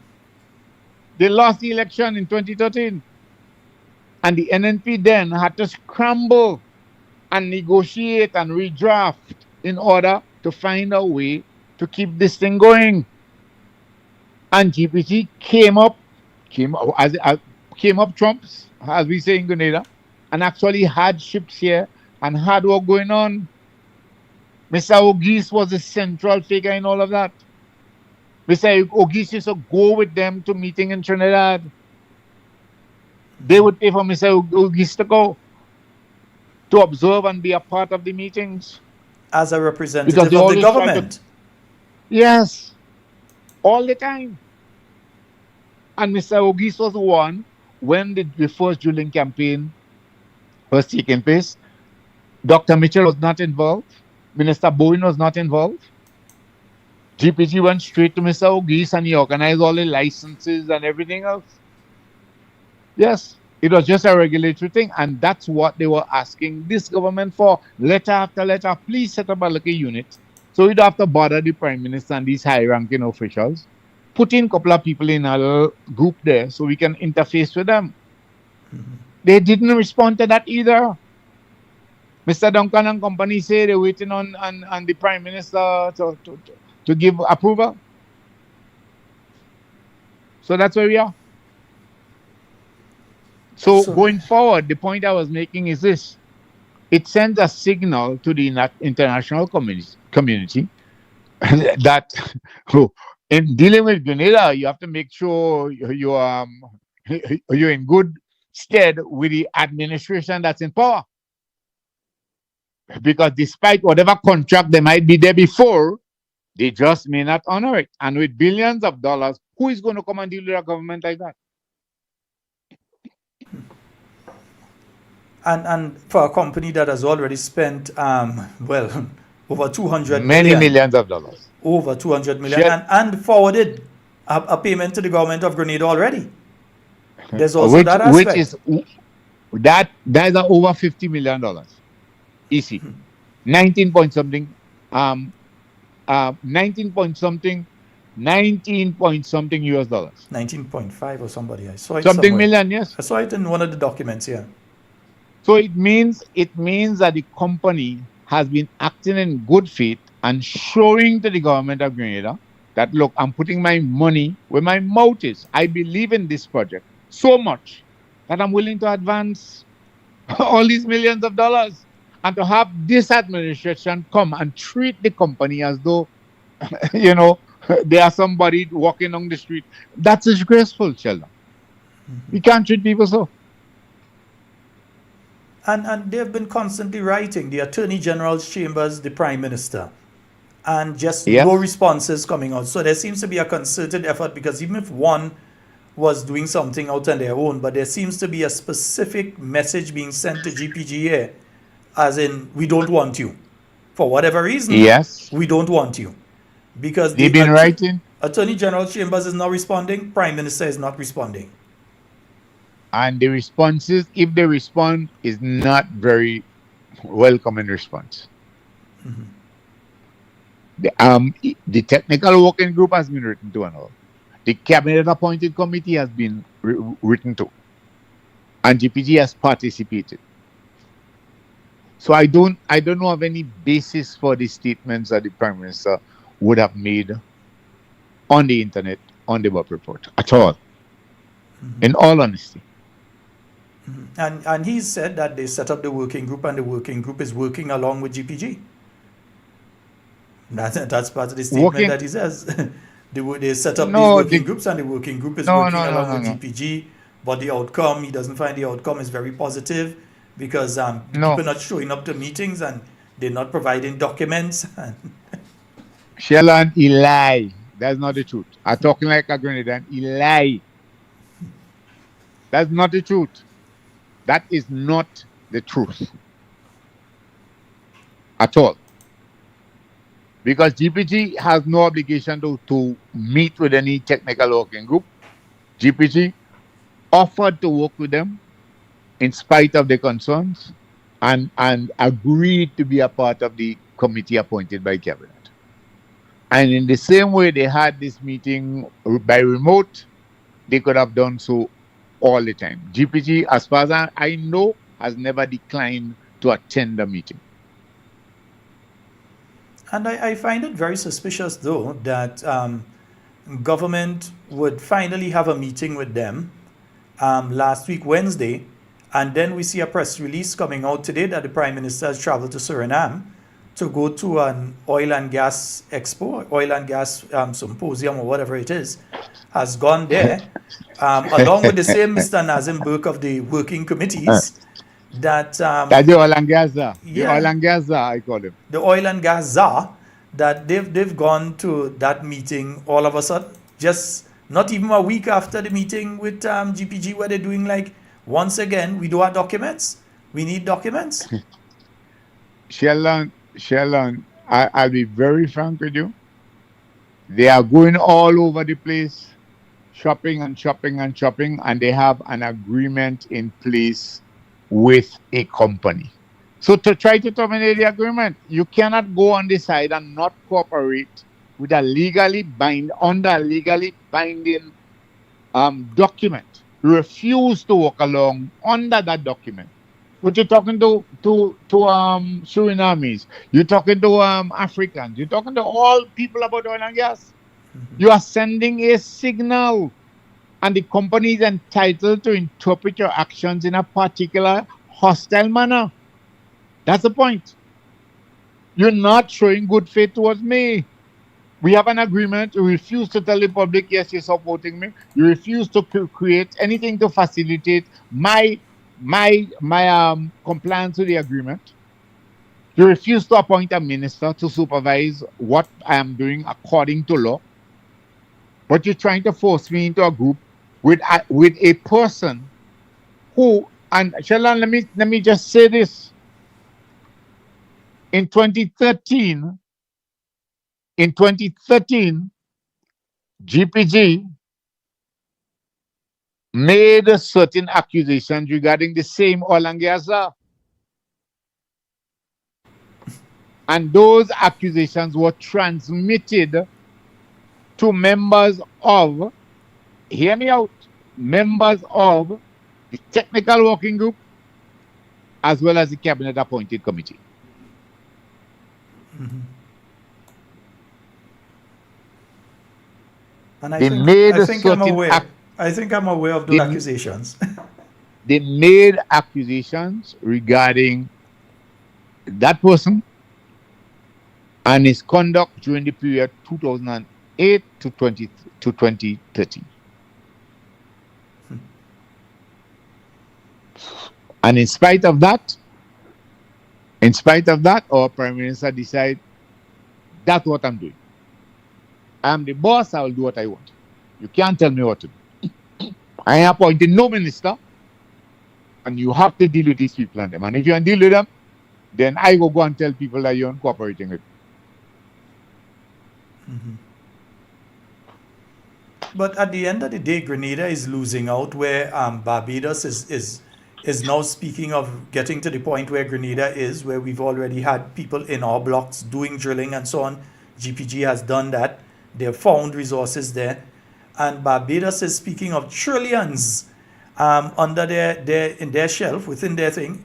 The other thing, though, is while Barbados is speaking of that, I haven't heard of any agreement between Grenada and Barbados, because I think we do share some borders. I haven't heard any agreement there of a delimitation between Barbados and Grenada, but I hear Barbados speaking of going and starting to drill.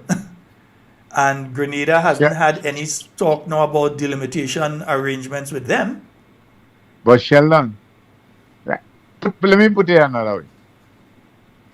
You think there's a partition under the seabed that prevents me from drilling here, and maybe whatever is under there is sucking from the entire region? That is what Saddam Hussein was accusing Kuwait of in 1990, yeah? Okay, good. Yeah, I have nothing more to say on that, because I'm not the oil and gas czar. I'm just a lawyer. I think I know a little too much history, you know. Okay. That's all I have to say. So Barbados drilling. Trinidad, I think, say they found some other new whatever it is in Trinidad recently. Guyana drilling. St. Vincent was looking to see if they have anything. St. Vincent looking still. And we sit down there. Sheldon, the other thing that Grenadians need to remember, again, I heard the Prime Minister talk about the years that have passed, but we seem to very quickly avoid remembering the COVID. Mm-hmm.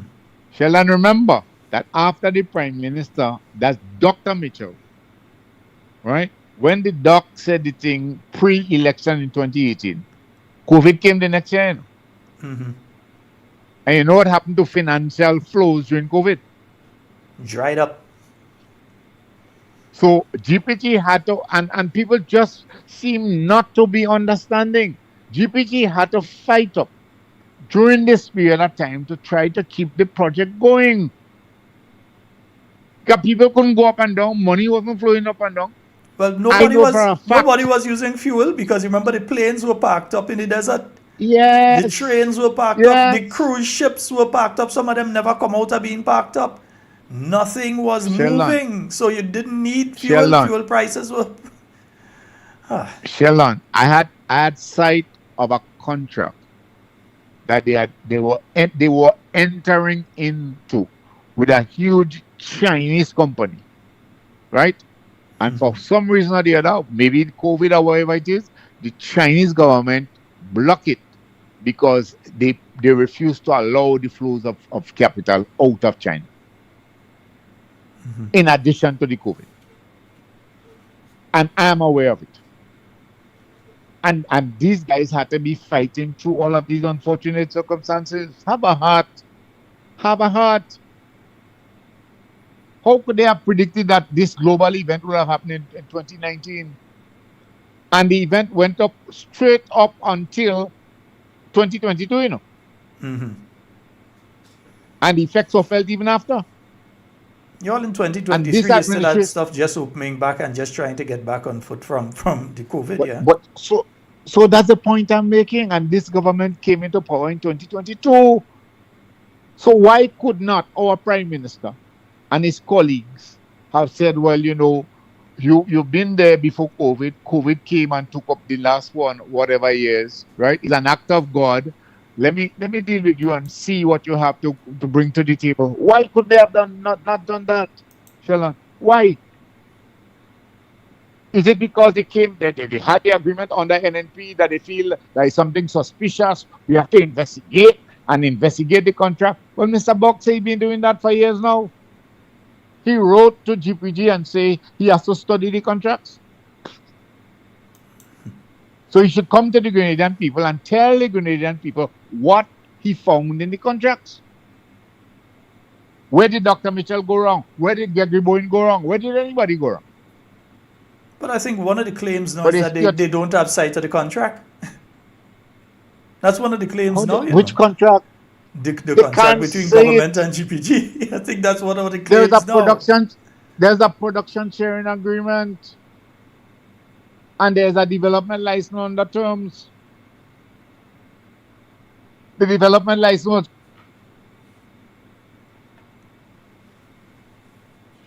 Hello? Yes. Oh, yeah. No, you went off there for a second, yeah. No, Sheldon, Mr. Burke wrote to the company, I have the letter where he acknowledged that he had all the documents. So I do not understand. And our people need to know that I'm not talking about green or yellow or red. I'm talking about facts. Because I can tell you what they note today regarding the Prime Minister going out. It says the Prime Minister will lead a high-level delegation to Suriname Energy, Oil and Gas Summit 2026, a premier regional forum bringing together global industry leaders, policymakers, investors in Paramaribo, Suriname.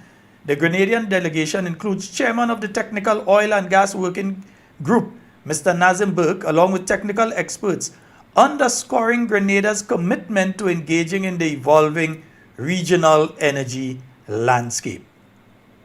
They know how to spend money. That's all I'll say. They know how to spend money on trips and go in hotels and enjoy themselves on the taxpayers' money. That's all I will say.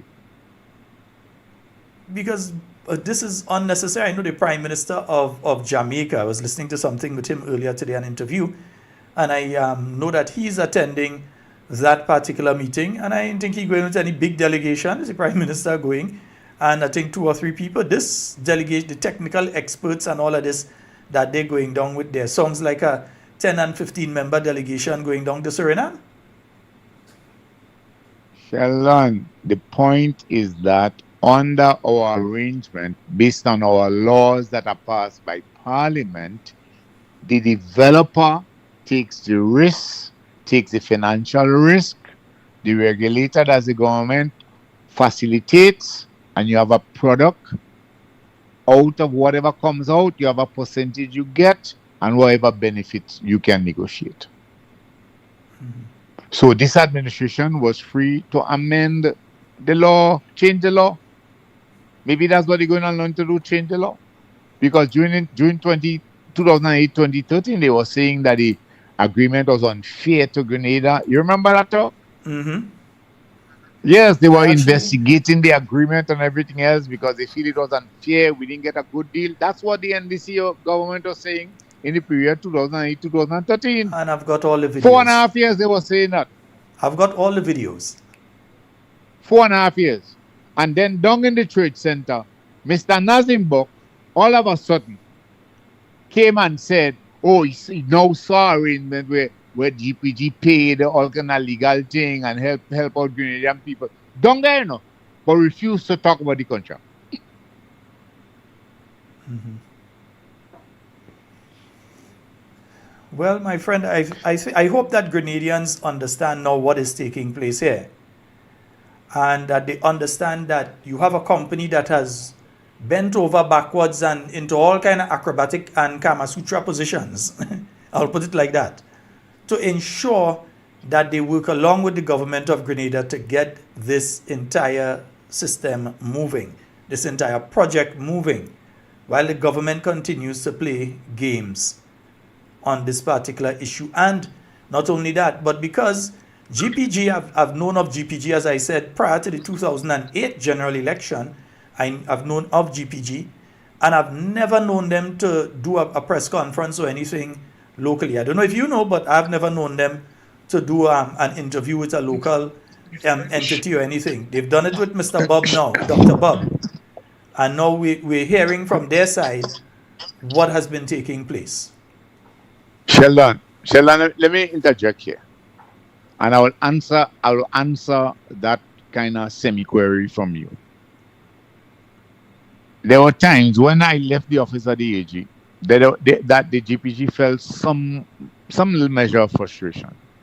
And they were specific. They do not want to have any confusion with any government. Mm-hmm. It was just very, very clear, repeatedly. Even after 2022, he maintained his stance. Because remember, 2018 to 2022, that period there were some little problems. But Edward was quick to blame it on the COVID and pressure on the government and so on. He said he doesn't want to have anything like that. He refused to say anything in public. As a matter of fact, he did not want me to say anything in public at all, except to write the letters to the government repeatedly. So when I heard that he was going on the Bob report, I was surprised. When somebody pinched me and said, look, GPG going on the Bob report, I was surprised. It's totally out of character. So they must be very desperate.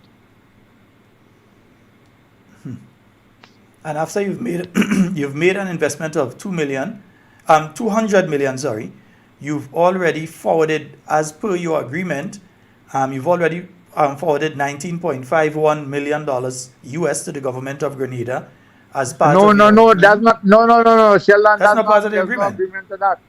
No, there's no agreement to that. They forwarded it as an advance. Okay. Right? And as an advance because we were in a particular position in terms of our cash flows and so on, and they agreed to help. Mm-hmm. They were not obligated at this point in time. So it's not contractual. They just decide, well, we no. will help. Yeah. No, it wasn't contractual. They were not bound to forward the money. So like I said before, it's obviously a show that, look, they must have a lot of confidence in what they're doing. I ain't going to pay you 19 million US if I don't expect to get it back and I don't have faith in my drilling campaign. This is... My friend, this is very sad. This is not the last program we'll be doing on this particular issue, not even this week. We'll be on this issue again this week. Because I think it's very important that Grenadians understand fully what is taking place here, especially where you see the Prime Minister often they're putting out big release that, hey, the Prime Minister gone out to this oil and gas summit and this sort of thing. And where we know that he has also met with individuals in Nigeria regarding oil and gas, that he has been there. We saw all of that. Yes, it's been published. It is out there. We know that that is taking place. And in the interim, you have GPG ready and willing to work, and you're just not utilizing them. You're just not helping. And all it takes, in some instances, all GPG is asking for is a face-to-face. Let us speak to you and let you know what's going on. In other instances, they're looking for the permission to bring in the rig. Let us bring in the rig. This is the company that we're working along. They give you all the information. This is what we were ready to do. We've got $300 million here. We're ready to do this. And government is just ignoring them.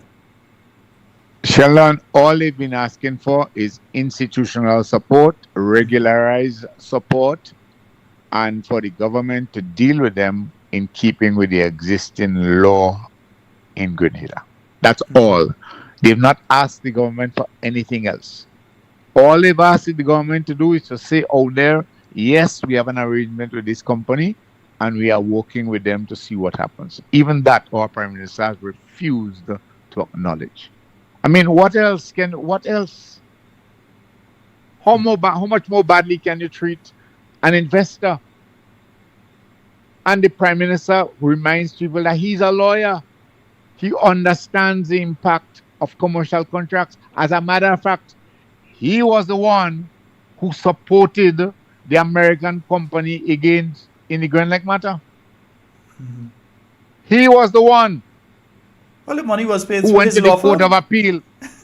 He was the one who went to the Court of Appeal and blocked the acquisition of Rex Canadian. He was the one, and the acquisition of Rex Canadian was blocked by the court, not because of any legal issue, but based on the attitude of Dr. Mitchell. They interpreted the conversation with the same Deacon Mitchell taped in the Prime Minister's office and put it on affidavit to say that our Prime Minister said so and so and so and so to convince the judge that the government acted in what? Bad faith. And that's the same thing that GPG is saying. So the acquisition was paused because Deacon Mitchell made out a case of bad faith as exercised by Dr. Keith Mitchell in the meeting in the Prime Minister's office with Deacon Mitchell and company recorded. And he knows the impact of contracts and good faith. So the letter of the law was complied with, you know. Remember, the Governor General issued a proclamation that the property was being acquired in the public interest. And Mr. Mitchell, our current Prime Minister, went behind that and accused Dr. Keith Mitchell of acting in bad faith. What is he doing now? So he knows what he's doing. So isn't that recklessness? He does not care about the impact of his actions because he knows he doesn't have to shove his hand in his pocket if things go wrong. You and I, Sheldon, our grandchildren and children are the ones, if the matter goes to court, who will be saddled with that debt. And we ain't talking just a couple million here. We ain't talking a couple 100,000 here. We're talking Sheldon, we're talking about B. Yeah, not million, B. Yeah, we starting with a M, is a B we starting with. Because we're talking about profits. We're talking about loss of profits, loss of reputation, your loss of all kind of thing. So that's where we are. Yes, indeed. My brother, I would like to thank you so very much for always taking the time when I call to speak with us on any issue. And I could call you on any issue. And I can get a proper, well thought out and well informed discussion regarding that issue. And we ain't done on this one by a far, by a bit. We ain't finished on this one. So we will be reaching out to you again. And we want to tell you a happy belated Father's Day. We want to tell you on air a happy belated Father's Day to you. And any final words? Go right ahead. Well, Sheldon, I went out Father's Day last night, and some NDC people watching me so much cut I don't know what to do.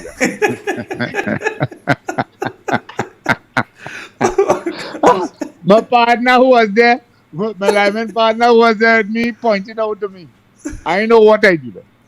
All I'm trying to do is to educate the people again about elections, about oil and gas, about whatever, about pension, about whatever I can talk about. That's just me. When everybody run from, hold on, Sheldon, when everybody run from the Grenada 17, I stood up. Nobody else. I stood up. When everybody, they want to get involved. I stood up. Certain people call me all kind of thing. I stood up. When everybody run them out on me regarding the harbor master, I stood up. Grenadians need to understand that what they say will not move me.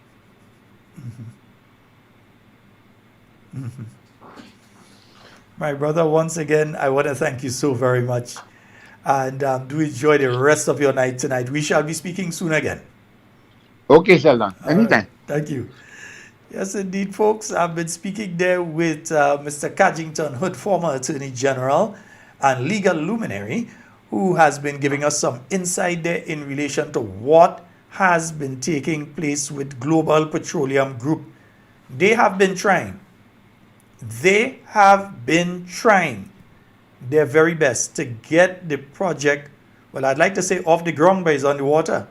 They would like to get the project moving.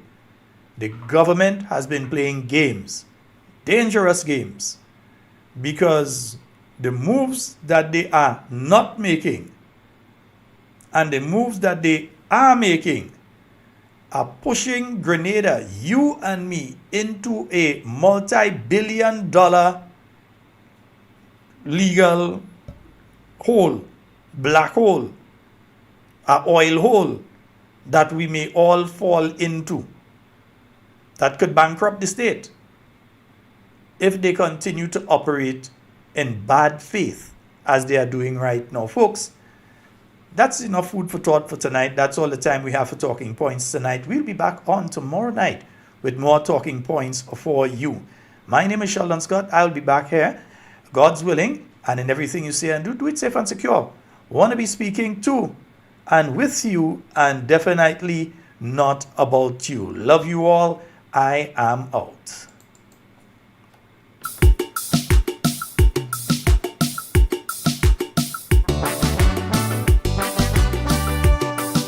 Education could never be the key.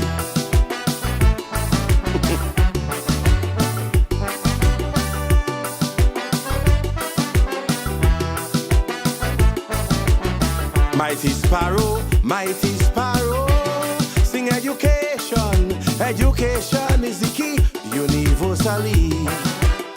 All man Jack agree, but it's only me that he like that philosophy.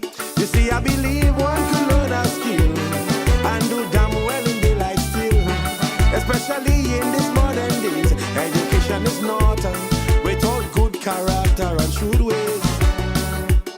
We have some schoolgirls in this country, how to prove education is the key.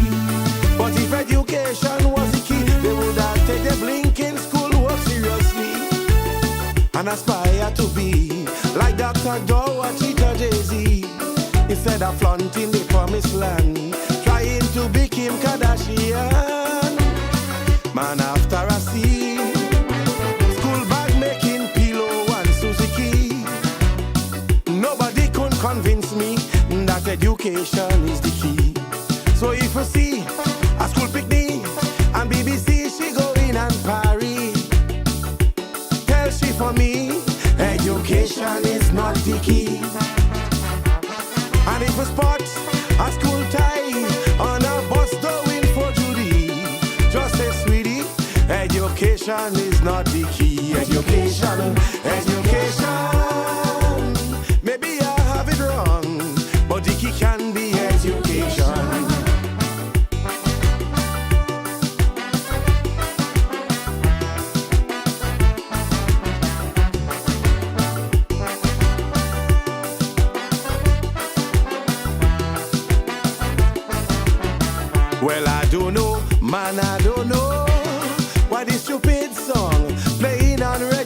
education, Sparrow telling we. Quite insultingly, without CXC, we stand a chance in society. But I know for sure book make after sense, and subjects not intelligence. We have so much scholars in this place, but most of what they learn just sitting there going to waste. Still them school girls vehemently want to prove education is the key. If that is the key for every door, they would not be doing yoga in Escudo. They'll work diligently to save themselves and their family, instead of posing on BlackBerry, spreading legs and wings more than KFC. Boy, after I see school teacher eating them children curry, and nobody could convince me that education is the key. So if you see a young lady and she teacher in Galaxy, tell she for me education is not the key. They on the beach, but they not doing physics nor geography. Just say, sweetie, education is not the key. Education. Maybe I have it wrong, but the key can be education.